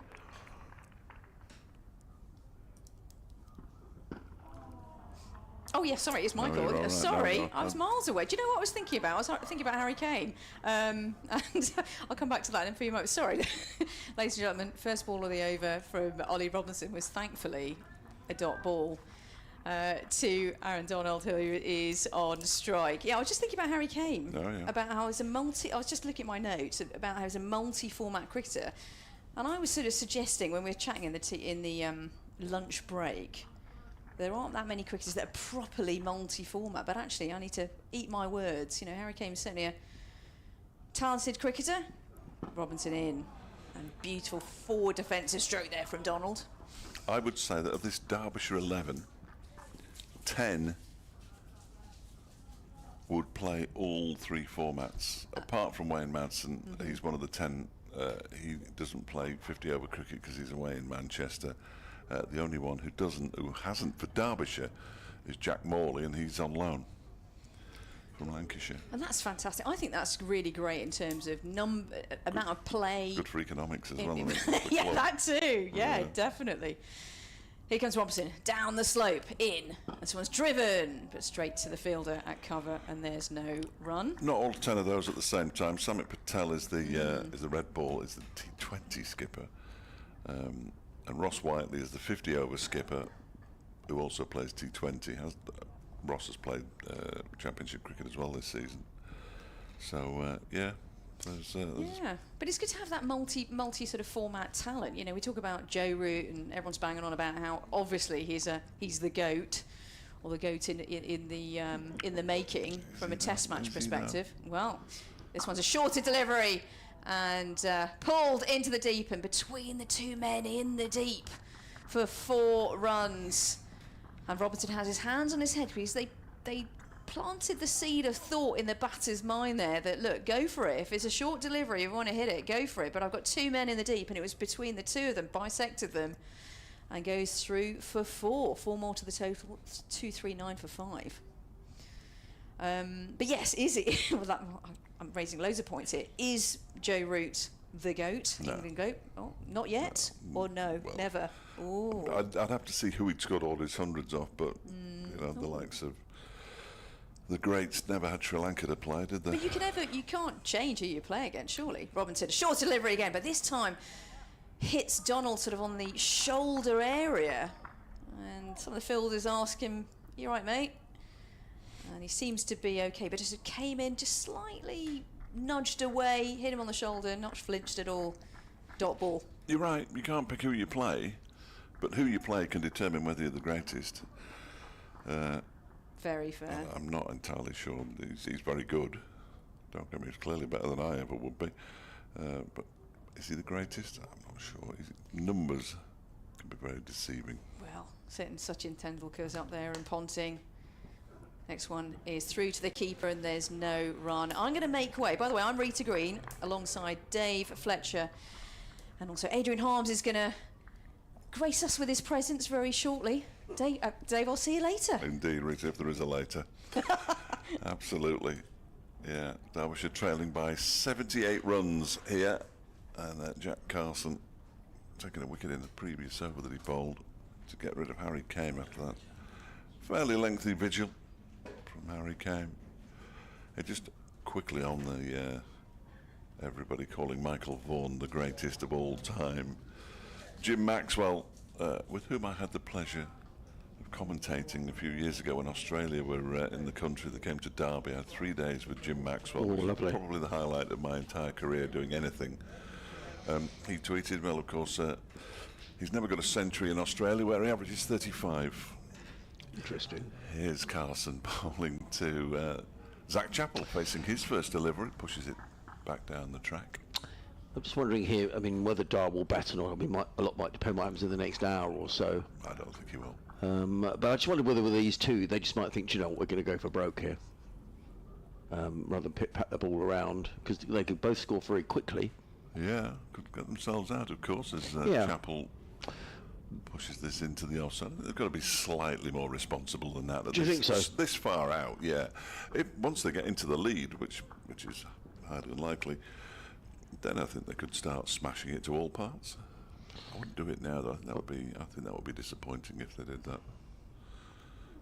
Carson bowls. That one seems to keep a bit low as it's turned into the leg side by Chappell. Chappell can bat. And he's no fool with the bat. I couldn't tell you exactly what his. I'm going to tell you now what his average this season is 28. Okay. As he goes back and turns this one into the leg side. They don't go through for a run. Donald's average is 30. So two more than capable batters out there at the moment for Derbyshire. Chappell waits, and they went a bit hard at that one. He did. Just slightly too hard at that one. Gets away with it though. It's another dot ball. 5 in a row from Jack Carson, who's coming in now to complete his 31st over of the innings and bowls to Chappell, who turns that into the leg side and ruins that particular stat about the maidens by pinching a single and keeping the strike and getting off the mark. 240 for 5, Derbyshire trailing by 77 runs now, with Chappell on 1 and Donald on 22. Something's already come loose amongst Zach Chappell's undergarments. Oh, yeah. Ollie Robinson is earning his money today. 23 overs of 4 mains and 0 for 73. Not all of those overs, but he's bowled a lot down the hill today as Ollie Robinson. We talk about sides going up to Division 2 and surviving. And Worcestershire being one who were promoted last year. Looks like they could well win at Chelmsford, which would almost secure their position in Division 1 for next season, and probably put any thoughts that Essex might have of winning the championship to bed. Essex 109 for 6 in their second innings, still needing 75 to win. Surrey 156 for 7 at Trent Bridge, leading Notts by 276. So I wouldn't have thought there's enough time in that match probably for there to be a result. Surrey will be happy to come back from Trent Bridge with a decent haul of bonus points. In comes Robinson. to bowl to Chappell, and Chappell defends into the offside. There is no run. That game at Trent Bridge has changed in its nature dramatically, though, hasn't it? Yes, it has. 930 runs in the first 2 innings to 157 for 7 in the third of them. So sorry, Mike, they'd probably have a similar number of overs to us, wouldn't they? What, Yeah, they would. 50 odd, 55, 50 overs. They might bowl knots out there. Fragile. Well, you never know with Surrey. Got such a good bowling attack. Is this the sort of spinners in the wickets there? Patterson White's taken. Yeah, Ahmed's taken 3. So it's obviously spinning. Robinson in, bowls, Chappell drives very late, fielded in the covers by Hudson Prentice. There is no run. I mean, the Surrey side, who's going to bowl spin in there? Will Jacks will. So we shall see. We'll keep an eye on those matches. And as Fletcher was saying, Sri Lanka battling away at Lords, 174 for 4. You'd have thought for sort of day 4, Paul Farbrace is bringing a chair down the edge of the boundary. He's sort of moving his own furniture. He's stealing it one at a time. He's just sort of garden furniture. In comes Robinson, bowls wide of the off stump, let go by Chappell, no run. Yeah, we need to worry if he sort of puts it in the boot of his car. Yeah. No, he's put a chair. He's going to sit in the shade, I think. Yes, he's moved around a bit, hasn't he? He has, yeah. He's just tucking himself away. Sensible. Yeah, getting out of the way of everybody. As he said yesterday in that long-range conversation we heard him having with Ben Smith, he wanted a bit of peace and quiet yesterday. Yes, he did. He came out of the changing room. Yeah. Also, it probably keeps everyone on their toes a little bit, because if you know the coach, I mean, the coach is watching, but he's sort of virtually on the field, isn't he? He's closer there than he is over in the pavilion as Robinson is in, bowls, Chappell drives, and he's going to get 4 runs. Yes, he is. At the Gazelle, we've nicknamed Tom Clarke in this game. He slides away, probably wishes he hadn't actually. I think he slid on his knee, which was probably quite painful. But Chappell picks up a boundary down to third man. He goes to 5, 244 for 5. Chappell wearing the numberless shirts to bat Yes. again, which he did in the first innings and has done for a couple of matches now. Do you think that's a superstition I thing? wouldn't be at all surprised. Right. You know what these sports people are like. Who've got to put that sock on first, otherwise I'll fail. Yeah. Or you've got to have better technique and you might fail. Robinson over the wicket, bowls. Chappell's up on his toes and fends that off down to fine leg and picks up a single. Does Zach Chappell? He goes to 6, 245 for 5. Need to get to 317 before Sussex will need to bat again. So that's what, 22, 72 runs away, something like that. Yes, I think you're right. Gary was on this morning. We were talking about concert tickets and all that kind of malarkey. Yeah. June 87, Wembley, U2 Joshua Tree Tour. Bus from Chesterfield and back, 15 quid. 15 quid all in. Amazing, isn't it? What year was that? 87. Okay. Robinson bowls and driven by Donald. He's going to get runs down to... that's gone for 4 That's runs. poor. Finn, Yeah. come on, you're better than that. He's annoyed with himself, isn't he? I don't know if he's hurt his knee, Finn Hudson Prentice. Just a suggestion that he might have done yesterday. He hasn't bowled very much in this match, and he's sort of staying down. Or maybe that's just more in... Keeps looking at that watch. He doesn't look desperately happy, Finn. No, he doesn't. I think he was struggling with an injury. Didn't play in many of the 50-over games, and he was telling me he wanted to get fit for... Maybe he's just cross with himself, but I'll tell you, that won't endear himself to his fellow pros either. He just rolled the ball along the field. And he's probably not very happy because Paul Farbrace is watching over on that side of the ground. Anyway, let's hope he's okay. A boundary, though, 249 for 5, fetches that? It is. Yes. Yeah, it is. Chappell on 6 and Donald on 26. And Jack Carson to carry on from this, the C end of the ground. Bowling 2, that's to Zach Chappell, who gets a loopy delivery and drives it, but straight to the only man on the offside who could possibly have fielded it mid-off anywhere else. And it was going for 4, but Tom Clarke just knelt down, long barrier, and fielded it. He struck it pretty well. As this Carson is in, that one is clipped into the leg side. It was in the air for a brief time. Straight to mid-wicket. Somerset will be frustrated. Durham 124 for 7, still trailing by 296, but it is raining in Taunton. Is it really? Yeah. Yeah, the Durham commentator now. Is Carson bowling to... Yes. Yeah. To Zach Chappell, who punches it down the ground to Crocombe. And, I mean, Somerset would have been hoping if they could win that in the Surrey draw, they can at least put a bit of pressure on. So never won the county championship, Somerset. No, never. Nor have Northamptonshire or Gloucestershire. These two have. Next delivery is played off the back foot by Zach Chappell. It's been a while for Derbyshire, to be fair, but they have won it back in 1936. Those were the days. Yeah. I remember them well. Was Griff doing the stats then? Oh yeah, I'm taking the photographs. With his box brownie or something.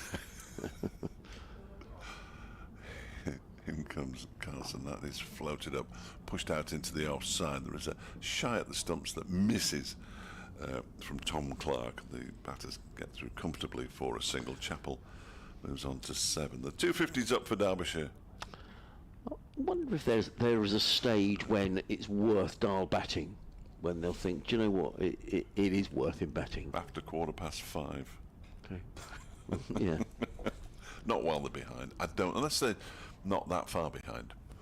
At the moment, they're still 67 runs behind. That one was turned into the leg side by now. And Donald, final ball of the over, 1 run from it. Chappell 7, Donald 26, 250 for 5. Yeah, I'm going to see who's on the seat of doom now. 58, we're talking about 56 overs Jack Carson's bowled in the match so far. Now, Ollie Robinson has come out of the attack. In fact, I think he's gone off the field. I can't see Ollie. I've got a clue for you. Do you want a clue? Go on. Brooke Guest has got his pads on. Oh, so it could be a runner. He's got his white. He didn't have his whites on earlier in this session. Now he has his whites on and his pads on. So I think Anuj Dal's going to come in next with a runner. Right. Absolute carnage. Yeah. Both out there and in here, generally. Yes. Yeah, I'm not good when runners are on. Neither am I. J. Devonuvka, I'm not surprised he's come back into the attack because this ball is only 19 overs old. And, well, he's had this knack in this game. He's picked up 5 wickets in the match so far, and he's coming into bowl to Zach Chappell. He's in bowls, and Chappell is forward, defends into the offside. And there is no run. So a Nudcat with 5. Carson with 7 in the match. So those two have been the principal wicket takers for Sussex, and they're bowling in tandem now. 2 slips. There's then a gap between Tom Clark at 2nd slip and James Coles at 3rd. Coles is almost 4th and Haynes at 5th stroke gully. A Nudcat in bowls. Chappell defends into the offside ball, just short of a length, and he defends to mid-off, fielded there by Daniel Hughes. The rest of the field, Finn Hudson-Prentice at point. There's a mid-on, mid-wicket. In fact, Ollie Robinson is still on the field. He's at mid-wicket, hands on hips. And a fine leg, Jack Carson down below us. Who's that at mid-on then? That'll be Tom Clark. Oh, is it? No, it's not. What am I talking about? Charlie Terr, I'm going. Are you? Who's off the field then? Oh, don't know. Let's have a little look. Comes a Nudcat, bowls wide of your stump, playing a miss. Taken by John Simpson. So has Henry Crowe come off? I think that's a very good spot, Fletch. Yeah. And there was a 12th man who, at this distance, Yeah, I couldn't tell you who it was. can't tell if he's clapping his hands, but that was a full shot by Chappell. It was poor shot. slanting across the right hand. For a moment, John Simpson would have thought, oh, here it comes. But it whistled past the outside edge. You can be a good all-round cricketer, but still play shots like a lower order batter to somebody who's as skilled as a Nudcat, can't you? Yeah. And Nudcat is waiting. Chappell's ready, and Nudcat is in. Bowls. That was too wide outside the off stump, and Chappell had learned from the previous delivery and just lets that one go outside the off stump, low down, taken by Simpson, who puffs out his cheeks. This is when you're keeping, you're batting. What did he make, John Simpson? 121. He's been out there keeping for a long time now, with Sussex enforcing the follow-on. And he's got to keep thinking about the ways that Sussex are going to take these final 5 wickets. Will he play in the week in the T20s? Yes, he will. T20, Yes, he will. He won't skipper. Right. Tamal Mills skippers the side, so he gets a bit of a breather. As the cat is in again, round the wicket bowls to Chappell, who defends into the offside. There is no run. Sadly, Danny Lamb won't be playing. He's done really well since he's been here, Danny Lamb, but he very badly hurt his shoulder in the final T20 match of the group stages, an injury that's ruled him out for the season. That's a shame. Good player. Yeah, and he took a terrific catch at point. And then pretty much the next ball, there was another one went that direction. Wasn't such a hard chance, but in fact, the chance went down, but he landed awkwardly on his shoulder. And he just looked immediately as if it was really serious. He's had surgery, and sadly then misses the rest of the season. And they get in bowls. I thought he'd nicked that, Zach Chappell, but it just moved away. Good delivery by Nagcat.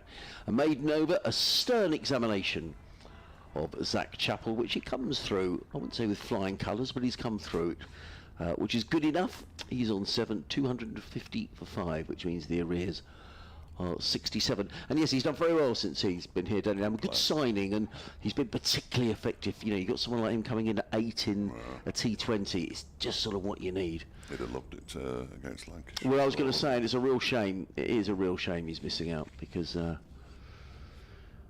some people are making their way out of the temporary seating at the far end, maybe in pursuit of some shade. Too warm, yeah. It's 27 degrees out there, Adrian.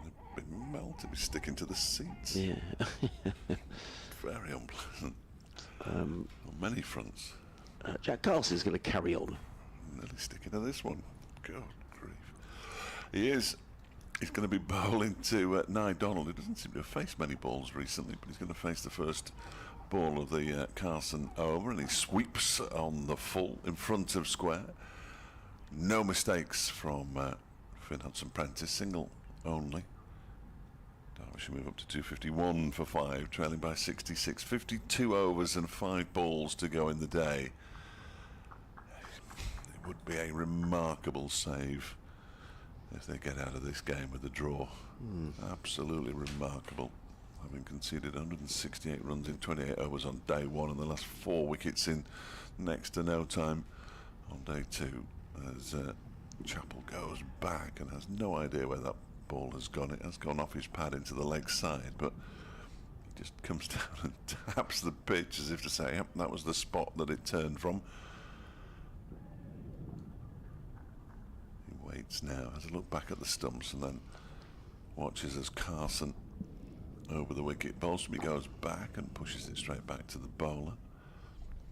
Doesn't field it cleanly, but he almost tangled with Nye Donald there, so the batters say no, we can't be running for that. 251 for 5 it remains. Carson's next delivery has been edged and caught, and Chappell has gone. He doesn't look massively happy with that, Zach Chappell, but he's gone. I think it's another one for Tom Haynes at slip. Low down, 6 down now, Derbyshire, and heading towards defeat. It looks like it's going to be a victory, and a crucial one here for Sussex. Well, Jack Carson, that's 3 innings for him, 8 in the match. He picked up 9 at Scarborough last week, and he's proving the ace in the pack for Sussex. And as you say, Tom Haynes with another catch. That's his 3rd of the innings as well. And Sussex have had to be patient here today, and that patience seems to be paying off now. I wonder what Anuj Dal is going to bat. He's coming out with his runner. Yes, Brooke Guest will be Anuj Dal's runner. Joy of joys. Derbyshire still 66 runs away from making Sussex bat again. And fair play to Anuj Dal, who I think he's resigned to perhaps not even playing again this season after this match now. He's limping, isn't he? What the whispers are, he is struggling. Yeah, he's really limping, as you just say. He's favouring that leg, isn't he? You can see he's not running. And for someone who's such a brilliant fielder as well, he's very fluent. There's a certain amount of tape holding him together, so he doesn't move too much. Anuj Dal, he doesn't even have his photograph on the big screen now. That's a shame. 251 for 6 then. Zach Chappell didn't look 100% thrilled with that decision. I'm not sure why. I only think he didn't think it had come off the bat, but because the catch looked clean from here. Yes. Just looking in between the batter and umpire Ian Blackwell. Do you think this would be the last pairing, Fletch, before maybe an Aaron Donald thinks, do you know what, I'm just going to go for broker? Yeah, potentially. And but you see that Morley can hold a bat, and so can Dupavilon. I mean, Yes. When they get down to Pat Brown, all bets are off. But Wow, look how far out to the boundary edge that is a long way, isn't it? Brooke Guest has gone. He's about 10 yards inside the This fence. is going to make it even harder. Blimey, he's a long way He'll out. do isn't well he? to hear the shouts. He will. Anyway, Alisdale might not last long, because he looks particularly incapacitated. He waits now. 2 balls to face in this over. His first one is defended. He's done well there. That's pretty much all he's got to do. Of course, it's difficult for an Aaron Donald now, because there are no real quick singles. I think he's got to keep his eye on the batter at the other end. He's got to keep his eye a million miles away at Brooke Guest, who is out as a runner. And in comes Carson to complete the over, and Dahl goes back and defends it. And a successful over for Jack Carson. 3 for 65 now from his 33 overs. Terrific effort from him. Donald has 27. Dahl yet to get off the mark. They're just showing a replay of that wicket on the big screen. I can't possibly tell from here whether it hit the bat, but it was definitely a clean catch, no question about it. 251 for 6 means that Derbyshire is still 66 runs from making Sussex bat again. I'm not surprised that it's Brooke Guest who's come out as the runner, because I think he's probably the fittest human being I've ever met. It's ridiculous. I mean, I've no idea how he manages to keep wicket, bat 3, all the rest of it. Applause there for Jack Carson as he goes back to field in front of the Shark stand. First man in every morning at the ground on match day. Goes into the nets about 8:15, 8:30. Then he goes to all his wicket-keeping warm-ups, and it's ridiculous. Well, it's going to be J. Devon Nutcat who's going to carry on to bowl to an Aaron Donald from the Cromwell Road end. Donald 27 not out. He's in and bowls Nutcat, and Donald rather is forward, plays onto the onside. No, but of course the other thing is it's easier for Brooke Guest now because he's standing authentically at the non-striker's end. But of course, if they do take a single, it means that Anu Dale's got to come walking in, and if he's struggling, which he clearly is, he could probably do without. And it's not going to be comfortable either facing a quick, because you need to be able to bob and weave a little bit. Yeah, I'd ask an Aaron Donald to take. Well, I'd ask him to take him anyway. And I'd count if I was out there. Yeah. These are the last 2 genuine batters, though. And Nutcat in bowls, and Donald drives through it. They're going to take a single, you know. They're going to take a quick single. Throw comes in. Well, it missed from Henry Crocombe, but I don't think it missed by very much. And the fact that there's hands on heads, it's a bit of a surprising single, really, because it was a risky single, and it's brought Andrews Dahl on strike against a Nutcat, which, you know, I'm not. It's the fact he's not too mobile at the moment, Dahl. What's the worst scenario, though, and you get a run out involving a runner when it's not the runner who's run out? Yes, that's fair. That's the worst. That's the worst scenario, isn't it? Yeah, it the is. batter who isn't using a runner goes, and you've still got a blinking runner out there. So 4 slips in place. Alsop, Clark, Coles and Haynes as J. Devon Nutcat makes his way in. Down the hill, bowls, and defending is Andrews Dahl. Stout, solid defence. He's not going to give it up, you know. No, he won't. He's decided he's going to bat, and he's going to, you know, he's going to give it his best shot, and good luck to him. 51 overs remaining after this. Derbyshire's still in arrears. The only person in whites I can see on the balcony from a Derbyshire perspective is Pat Brown, but I can't imagine he's going to be in next. It's got to be Morley. Surely.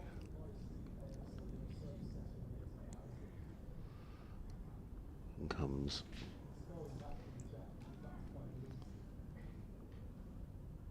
a Nutcat. Bowls, driving is Dahl, and there's not a single. There's a bit of fielding at mid-off by Daniel Hughes, prevents a single being taken. Hurling himself around the Sussex opening batter. In the test match, I think he's going to just taken a wicket Sri Lanka 182 for 5. Still need another 301 to win, which he thinks very unlikely. Ollie Stone with a couple of wickets. Wickets for Wokes, Atkinson and Bashir. As Cat is in. Bowls and a full shot from Dar, but he did manage to sort of play it with softish hands. The ball bounced short of Haynes, who's in the gully. There is no run. Tom Haynes with 3 catches in the innings. Oh, someone's shouting in the commentary box. Not sure that is in the press box. They're all uncouth in there, aren't they? Sort yourselves out in there, boys. Come on, there's a game of cricket going on here.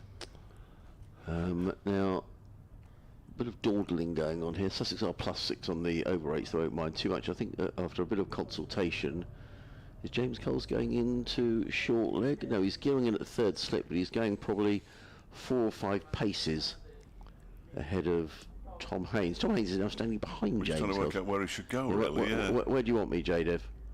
Tom Haynes is saying, right, do you want me? So they want James Cole's probably a good 3 or 4 paces ahead of the other slips.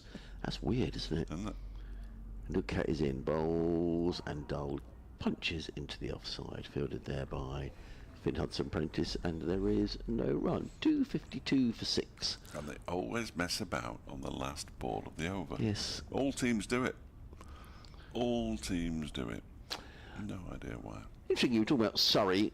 They've actually declared 177 for 9, leading lots 298 to win. That maybe Surrey fancy bowling out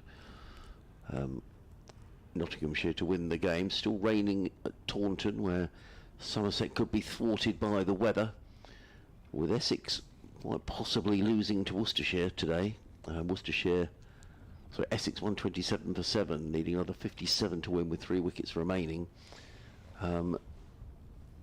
The title's going to go a step nearer to remaining at the Oval for a 3rd consecutive season.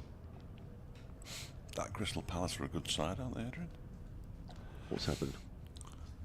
Oh, it's 1-1. I don't know if you knew it was 1-1. I knew it was 1-0. I didn't realise it was 1-1. It's Jack Carson. I'm glad I was able to tell you.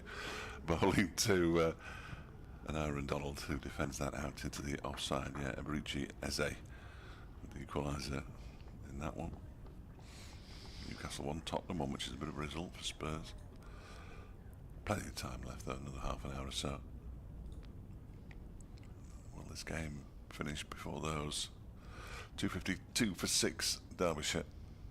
And goes Carson, swept in the air, out towards an Adcar, and taken. And then Aaron Donald has gone, well, that is a very tame way to get out, I'm afraid. Sweeping out towards the short square leg boundary. Doesn't make it all the way, and Adcat takes the catch. Derbyshire at 252 for 7 now. Sussex closing in on victory. He'll be disappointed with that shot, won't he? Rightly so. And Adcat just having to backpedal and taking the catch. Another wicket for Jack Carson, who celebrates by running off the field, I think, to go to the loo. So that is 4 wickets in the innings for Jack Carson for the 2nd county championship match in a row. He's picked up 9 in the match. I said in a tweet earlier on this week, if Jack isn't in contention for a Lions place, he's not. I think they'll lose locked. Well, he's in trouble now. I think they'll lose locked. Because he'll have relaxed. They'll have to go on the other side. Yeah, Donald's trudging all the way back to the pavilion. Yeah, as he should. As he should, I'm afraid. That isn't the shot of a man trying to save a game of cricket. No, it isn't. I know there are still 50 overs more to go, but... Yeah, when Wayne Madsen was out, it was 204 for 2. Yeah. So 5 wickets have gone down for 48. Yeah, they have folded rather alarmingly. Since then. There's still 50 overs to go, and it's a real long... we know there aren't, though, Adrian, don't we? No, it would... Jack Morley. I was wondering whether you reach a stage when someone says, I'm just going to take this by the scruff of the neck, but I don't know whether Morley or... When we saw Pavlon hit a couple of big sixes, there was only one big 6. Yeah. But it's a long shot here. It's gone now. Yeah. without question. It hadn't gone 10 minutes before lunch, which is the remarkable thing about it, but those 2 wickets in 2 overs from Jade Evans-Nadcat that got rid of Wayne Madsen and David Lloyd put a completely different complexion on this match. And then not quite a procession since then, but Harry Kane, Zach Chappell and Aaron Donald going in relatively quick order means that this game is now there for Sussex to finish off before the tea interval, which is still 18 overs. No, it isn't, because it's 20 to 4, isn't it, no matter what? Yes, it is. There is Carson in to bowl to Morley, the new batter, who goes forward and pushes this out into the offside. Still we have the runner out there, because Anuj Dal, who's yet to get off the mark, he's standing at square leg. Absolutely bizarre. And comes Carson again, bowls to Morley, who struck on the pad outside the line of leg stump, I would have thought. But anyway, they appealed. Somebody clapped. The ball was returned to Jack Carson. You should get an extra wicket every time there's a false appeal. 252 for 7. That'd stop him doing it. This one is defended by Morley, who got a ball from Jack Carson in the first innings that did actually pitch outside leg and went on to remove his middle stump. So he'll be very wary in Jack Morley. Did he make a duck? Yes, he did. Yes, I thought he had a 7-ball duck. So on a pair. And Carson is in, and that one is defended out into the offside. Daniel Hughes does that thing that fielders do when their side is about to win. He rolls the ball towards the stumps in a humorous fashion. And Derbyshire remain on 252 for 7. Neither of the two batters, Dal nor Morley, have got a run between them. And they still need 65 more runs to avoid the innings defeat. So that seems highly unlikely. And Jade Evans-Nadcat, I'd imagine, will... yes, they are. Nadcat's going to carry on. Jack Carson gets well deserved. There's not a big crowd here by any manner of means, but those that are here give Jack a nice round of applause as he makes his way to his fielding position.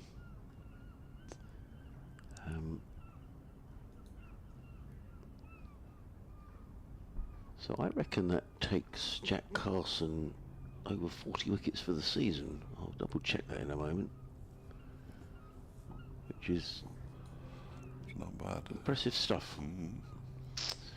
Jade Evans-Nadcat is going to come into bowl, and Anuj Dal, both batters yet to score. In and bowls. Dal lets that go outside of the off stump, and there is no run. I'm very wary of Rita not earning their money here. Sorry, that's me. Yes. So I'm going to move out for a few minutes. Okay. Is that all right? Of course it is. Yes, I'm sorry, Fletcher. No, you're all right. Sorry, Rita. You come in. Earning twice as much as I do.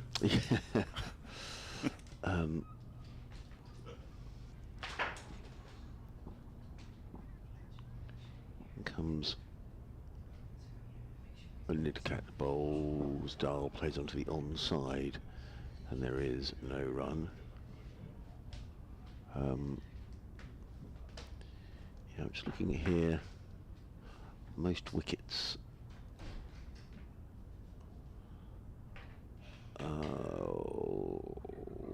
Jack Carson, 39 wickets, leading wicket taker in the second division. In fact, I think it's more than that now. I think it's 40.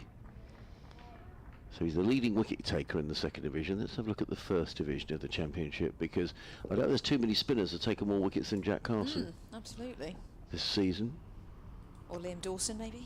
Yeah. He's had a few. And Nadcat in, bowls, forward comes Dal, plays to point, there is no run. I'm sorry, Rita, I was sort of engrossed and forgot to do the rotor. So was I, to be honest, and I I was quite happy listening to you chaps, but no, all good. Hi everyone. Yep, Sussex. It's been a few wickets since I passed on. Yeah, they have, and the resist. You felt the wicket of Madsen was a key wicket, didn't you? Just before lunch, really. That was the wicket. If Derbyshire could have got to lunch with Madsen still there, but you just felt that it was going to be a bridge too far. A new cat is in, bowls, Dahl digs out that delivery, plays it to mid-off, and there is no run. Yeah, Nidcat has bowled beautifully, isn't he? Yeah. Just on the money, complete pressure for full 6 balls in the main. And being the difference in that blasted red ball, you know, the new red ball for Derbyshire. No, it did. It's proved annoying for them, but look, it's not over yet. I'm trying to keep it positive. I'm trying to be neutral here. You are can trying to. tell. Yeah, I mean, I think it's. I think we're right. I think it would be a major surprise if Sussex don't win this game, and a win here and a draw up at Leeds will put Sussex in a very strong position. A Nidcat in, bowls, Dahl defends to mid-off, and there is no run. But there's definitely some, not a win of the game, but a win psychologically. Yep. That you know, let's have a look at Derbyshire's next 3 games: Northants, Middlesex, and Leicestershire. You know, certainly the Northants game, they'll probably be eyeing up. You're right. Liam Dawson has taken 42 wickets. Oh, I that's think good. Jack has now taken 40. Great effort. And the leading wicket taker in the country is Oliver Hannon-Dolby, who's taken 43. How old is Oliver Hannon-Dolby nowadays? 32, I'm going to guess. Nidcat in, bowls I to think he's been Dahl, who around plays for- to mid-wicket, and there is no run. I'm sorry. That's I feel right. like he's been around for a great number of years in a brilliant way. In fact, I'm just looking here. I think Jack Carson had... I think Jack Carson had 31 wickets before last week, you know. Which would take him to 40. So I think... Well, I'll double check that, but I think Jack may have 49 wickets. Well, in which that- case he's the leading wicket taker in the country. Fantastic. Let me do. I'll Just leave, 23 years old as well. yeah, You know, young guy. I'll double check. And he continues from the C end here at Hove. And there's 1, 2, 3, 4, 5. Well, 4 around the bat and a wicket keeper. That makes 5. Carson in. This one's defended, and there is no run. He's going round the wicket, it looks like now. So 4 wickets to his name. He'll be looking for his fifer. Yeah, I can't keep interviewing Jack. I interviewed him last week and this week. You get bored of me. No, when you're that good, you Yeah. gotta, You do. gotta be in front of the bike. 16 on a back. Here he comes. Faster delivery and pushed to one of the very many helmeted fielders around the bat. No, actually, I missed one out there. There's one on the leg side. There's 5 around the bat. Really aggressive field here. Morley on strike, and Derbyshire, well, they're looking to hang on here.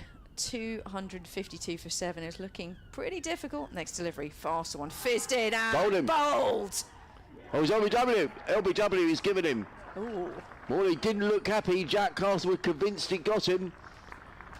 Jack Morley gave umpire Blackwell a long, hard stare, but he's on his way, and Jack Carson does pick up his 10th wicket of the match.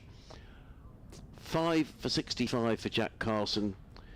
9 wickets last week, 10 this week, 19 in the last 2 games. And Jack Morley rather trudges off towards the pavilion, and Derbyshire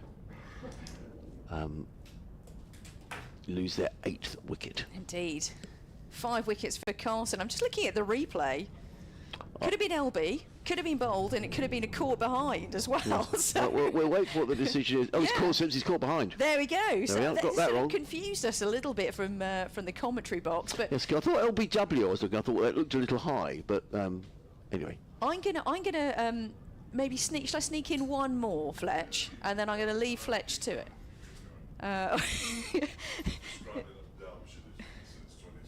Oh, Dave.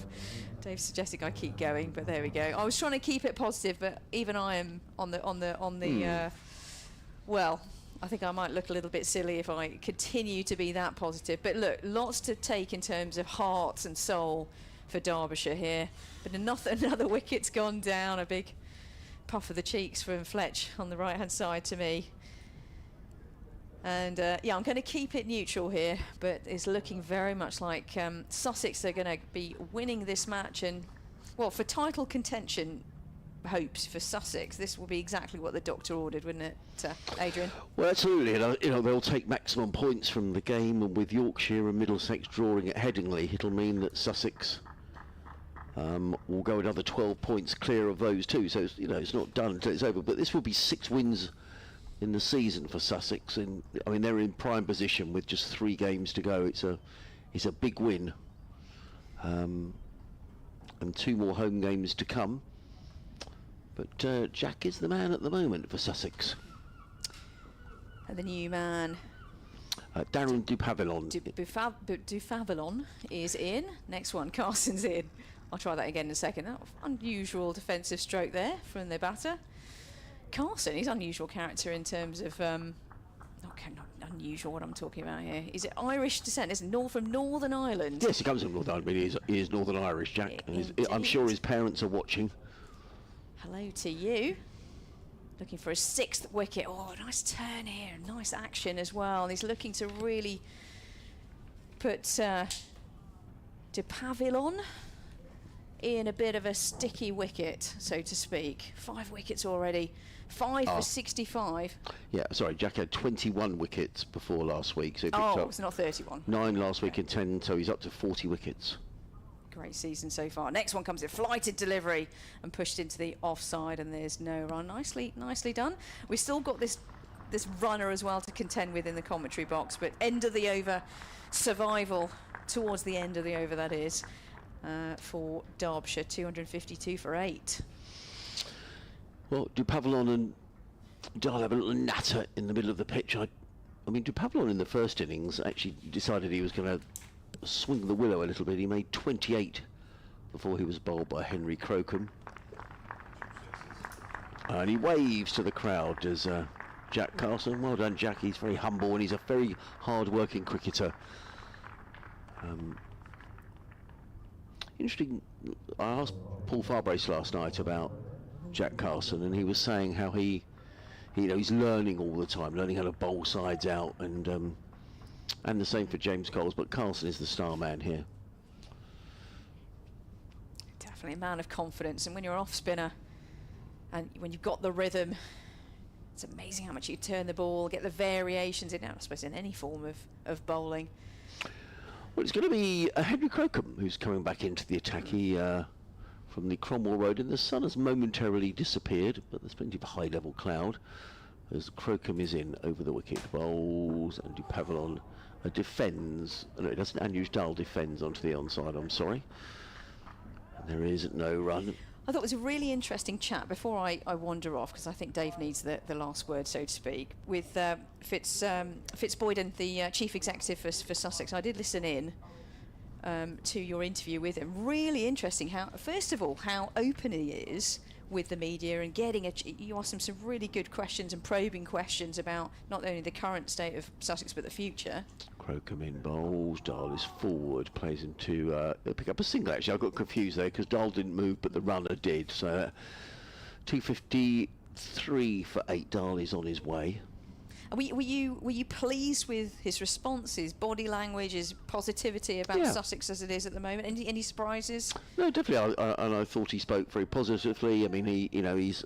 I did say to him that one of the feelings that you have with the smaller counties, in inverted commas, not just Sussex but the likes of Derbyshire, Northampton, Leicester, is you hope there's people in the game will fight in the corner. And I certainly got the feeling that he is, as Crocombe is in and bowls and defended by Dupavillon out into the offside, no run. I mean, it's clouded up a little bit, hasn't it? Yeah, it's got a little bit hazy, isn't it? But and the breeze has come up. Well, actually, there's no breeze, so that hasn't come up. But it's slightly overcast, isn't it? A bit muggy. In other parts of the country, there are thunderstorm warnings and whatnot. Yes, thank you for that.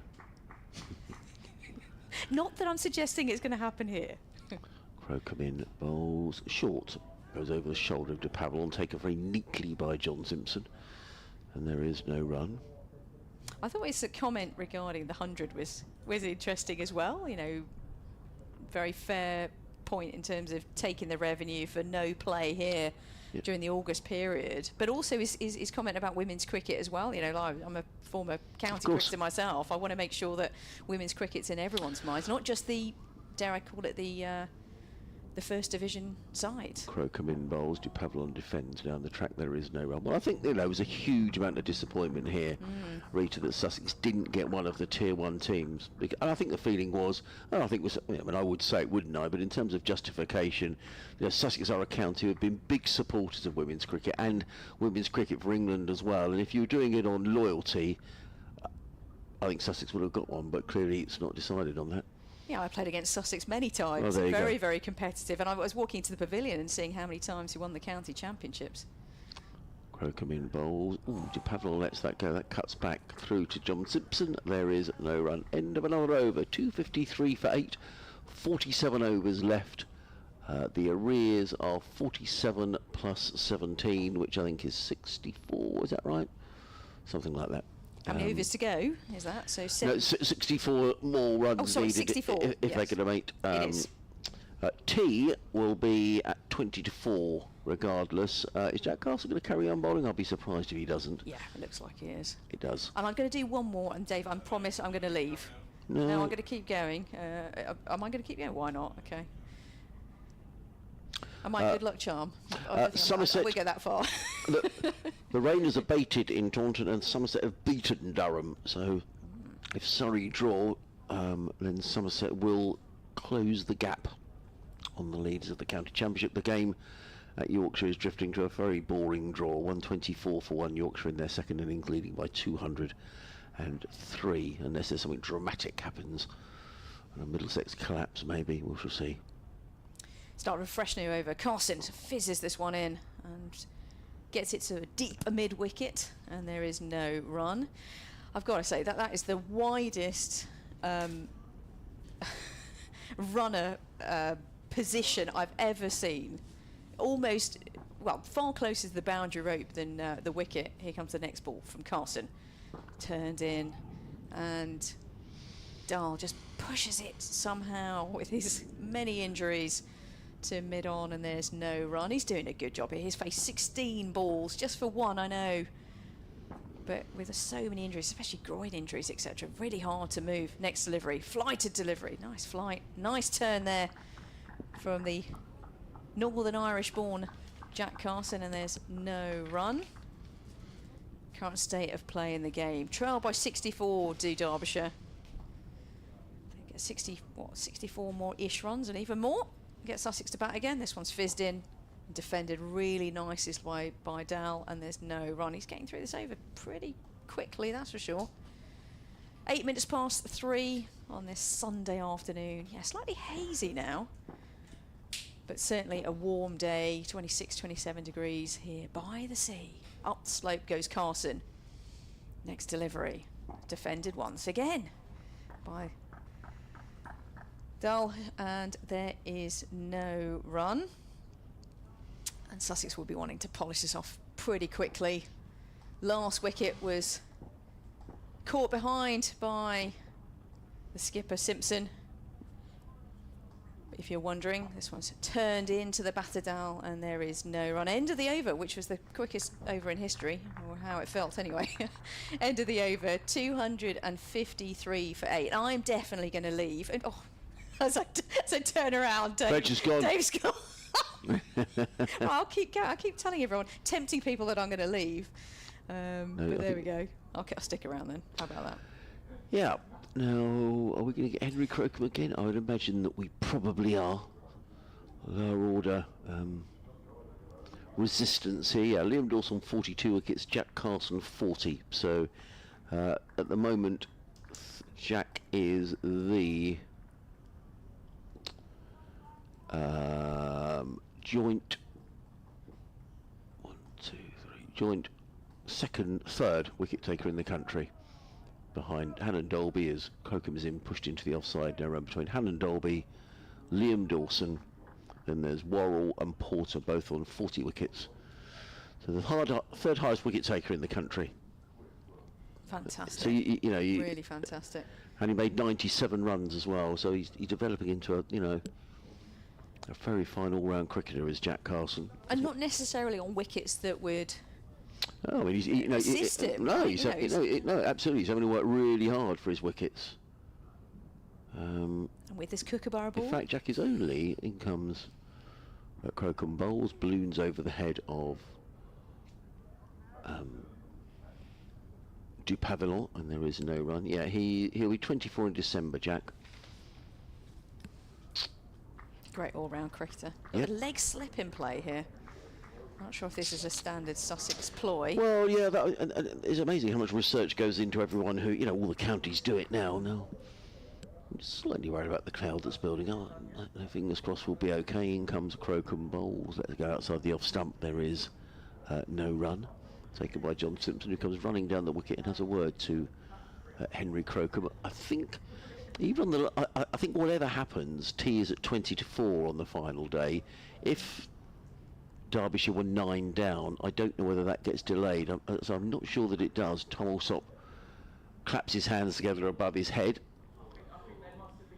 as Crocombe is on his way.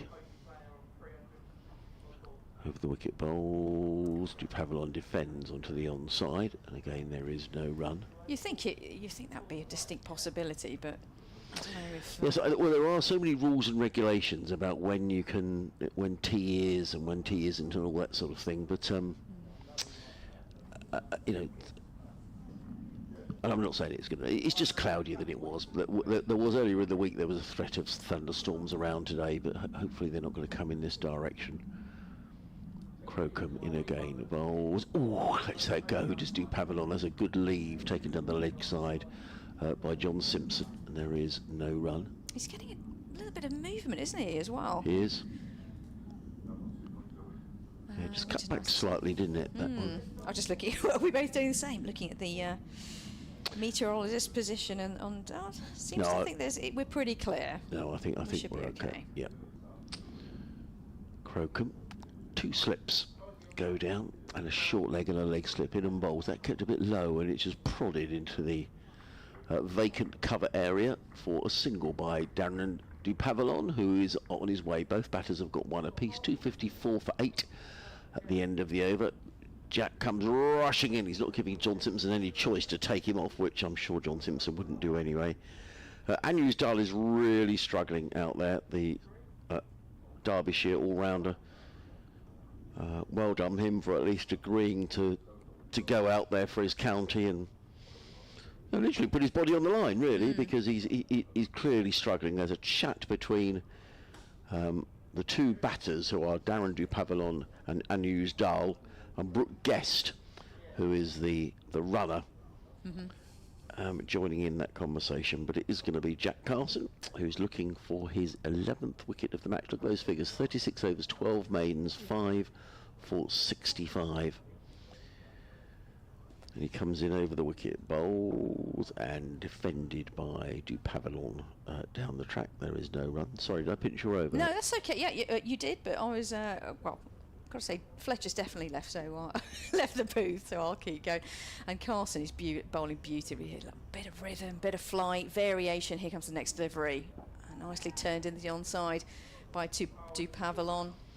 Done a good job so far. And Dal hasn't walked completely out to where the runner was running from. I've got to say, that was very bizarre how far out he was, but there we go. Right next to the square leg umpire is Dal, who's using his bat as a crutch almost. This one's bowled in and defended nicely by Du Pavillon. But yeah, when you see a batter using the bat almost as a tool to support you know you're in trouble. But good on him to do the best for the team. I just hope he doesn't cause any damage, of course, for future games. Carson in. Faster delivery, and this one's wafted outside the off stump, and there's a chase on as it's pushed into the offside to the vacant 3rd man area. They go through for 2. That was not a convincing stroke, but 2 runs nonetheless. Yes. I always think that's quite dangerous when the bat is so far away from the body, but he controlled it, kept it down. 2 runs to the total, and just eases the pressure a little, not much, but a little. Lots of fielders around the bat, 5 of them. This one in and this one hits the pads. In fact, it's a bat pad and into one of the fielders, and the wicket goes down. And Fletch, you should really come back now. Indeed, here he is. I'll hand over in a moment. But another wicket goes down, 256 for 9. A classic bat pad, and one of the many fielders around the bat. That was Daniel Hughes that took the catch in the end. A very conventional catch in the end. Easy as you like. And another wicket goes down. And unfortunately, Fletch, I'm going to hand back to you. But I think, unfortunately, even my positivity is not going to save you, I don't think. But anyway, all the best for the rest of the innings. So, 11 wickets in the match for Jack Carson, who has now picked up 20 wickets in the last 2 games. They talk a lot about spinners in county cricket and how spinners can play, you know, such an important part. Only Liam Dawson has taken more wickets with spin in the county championship this year, and Jack Carson is joint 3rd in terms of wickets taken in the county championship. I expect people will probably say, oh yeah, but he's playing in the 2nd division, because they will say that. That's what people say. But he's had a fine game. Let's see some fireworks now, Adrian. Obviously, it'll be you commentating for the remainder of the game, which is excellent news for me. For the remaining 44 overs and 1 ball, you'll be commentating now as this 10th wicket pair see Derbyshire through to a dramatic draw. Or we don't reach tea, one or the other. Yeah. Well, you rather felt that the wicket of Wayne Madsen just before lunch was probably the key moment in the game. Yeah, absolutely. You know, Sussex took the new ball, and Cat took those 2 wickets, and from that moment on, it was always going to be really tough for Derbyshire, who have battled away. Sussex now with 1, 2, 3, 4, 5 men around the bat. And Jack Carson, look at those figures: 36.5 overs, 12 maidens, 6 for 67, and he's in and bowls, and Brown is down the wicket. Carson comes across and fields. He looks worn out, Jack Carson. Come on, Jack, you're only 23. I'm sure his mum and dad will be absolutely thrilled to bits, but he's bowling Sussex to victory here, and a big victory as well, because Sussex will take 24 points from this game. Well, I hope his dad is listening, because I want to take something to his dad. Go on. That you offered him 500 quid for a century. What about for 10 in a match? Well, there you go. We'll have to ask. It's got to be worth a couple of quid, hasn't it? Well, we did speak to Jack the other day. I think we'll have to speak to him today, because he's been the match winner, really. He's bowled a lot of overs in the game as well. Well, with the greatest respect to the entire bowling attack from Sussex, they've pretty much done it with 2 bowlers They here, have. with an Adcat and Carson, because I think Ollie Robinson, there's been a couple of balls that have been all right, but you wouldn't say it was anything particularly frightening. Henry Crocombe, quick, and he'll probably get the last wicket, but that's what he is. Comes in and bowls to Anuj Dal, who lets that one go outside the off stump, taken by Simpson, and there is no run. I'm not sure whether tea's delayed or whether we go at 20-4 regardless on the last day. I have no idea. I hope they're sensible and it's delayed. But they're not going to last 20 minutes, Adrian, so it'll be all right. We won't need to worry about that. Okay. Interviews done, dusted. Thanks for coming. Back in the car. M23, M25, M40, Bang. M6. Home. Oh, M5 first. You just go on the M5. For you. Crocombe in over the wicket, bowls, and Dahl defends into the offside. He's deciding not to take the single, which tells you that he's not that confident of Pat Brown's ability to survive. Well, he's a good judge. Look, there's his nudge. 2 slips, a gully are the close fielders, as well as a short leg. And Henry Crocombe wheels around at the Cromwell Road end of the ground and is running in down the slope. The sun comes out, and Crocombe is in, bowls, and Dahl pulls onto the leg side. Do they decide to take a single? They do. I was slightly confused then, because we've got the runner in place, and it brings Pat Brown on strike. Anuj Dahl goes to 257 for 9. Yeah, Nudge is limping his way back to square leg. Make the most of these moments seeing Anuj Dahl for 2024, I fancy. Yeah, it's a shame, because he's a fine cricketer.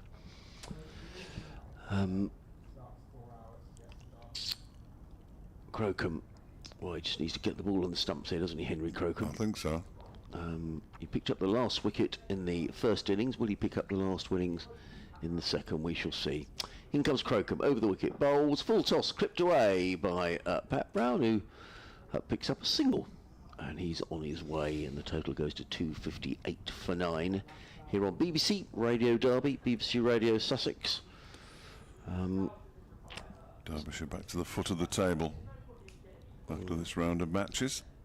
Sussex having lost last week at Scarborough, bouncing back with a very fine performance here. Really set up, you feel, on the opening day with Daniel Hughes with that 144, John Simpson with 121. It meant that Derbyshire were really struggling in the game, and when they were reduced to 26 for 4, it was always going to be an uphill battle, despite Wayne Madsen, who's batted beautifully throughout the game.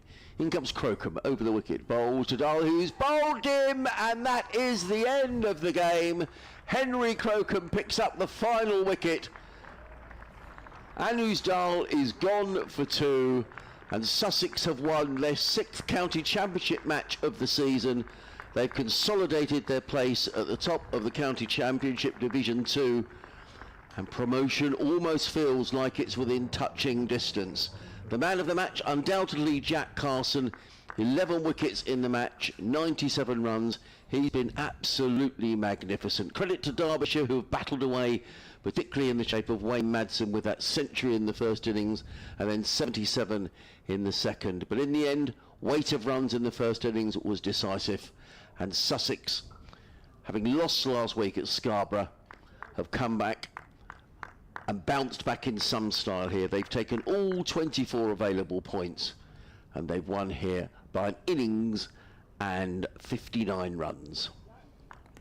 Yeah, it's comprehensive, as you can imagine, but you're absolutely right. The first morning, the decision to bat first on a very hot day, which David Lloyd has already told us, and that he would do the same again. It might have been a good toss to lose, but when you've won it, you've got to make the right decision. We'll be asking Mickey Arthur about that when we speak to him at the close of play, and see Mickey Arthur's interview on social media a little bit later on.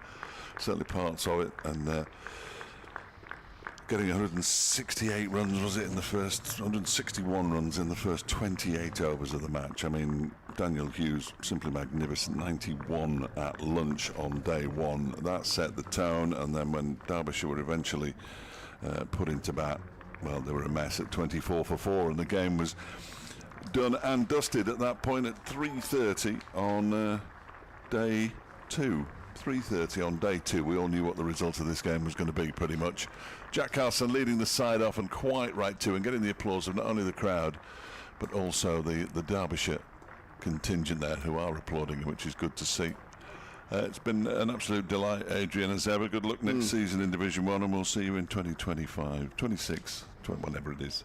And hopefully, I just hope that either Derbyshire go up, or with the best will in the world, you come back down again, mate. You won't like it in Division 1. You won't. The commentators aren't as friendly. There's not as much banter. It's just not the same.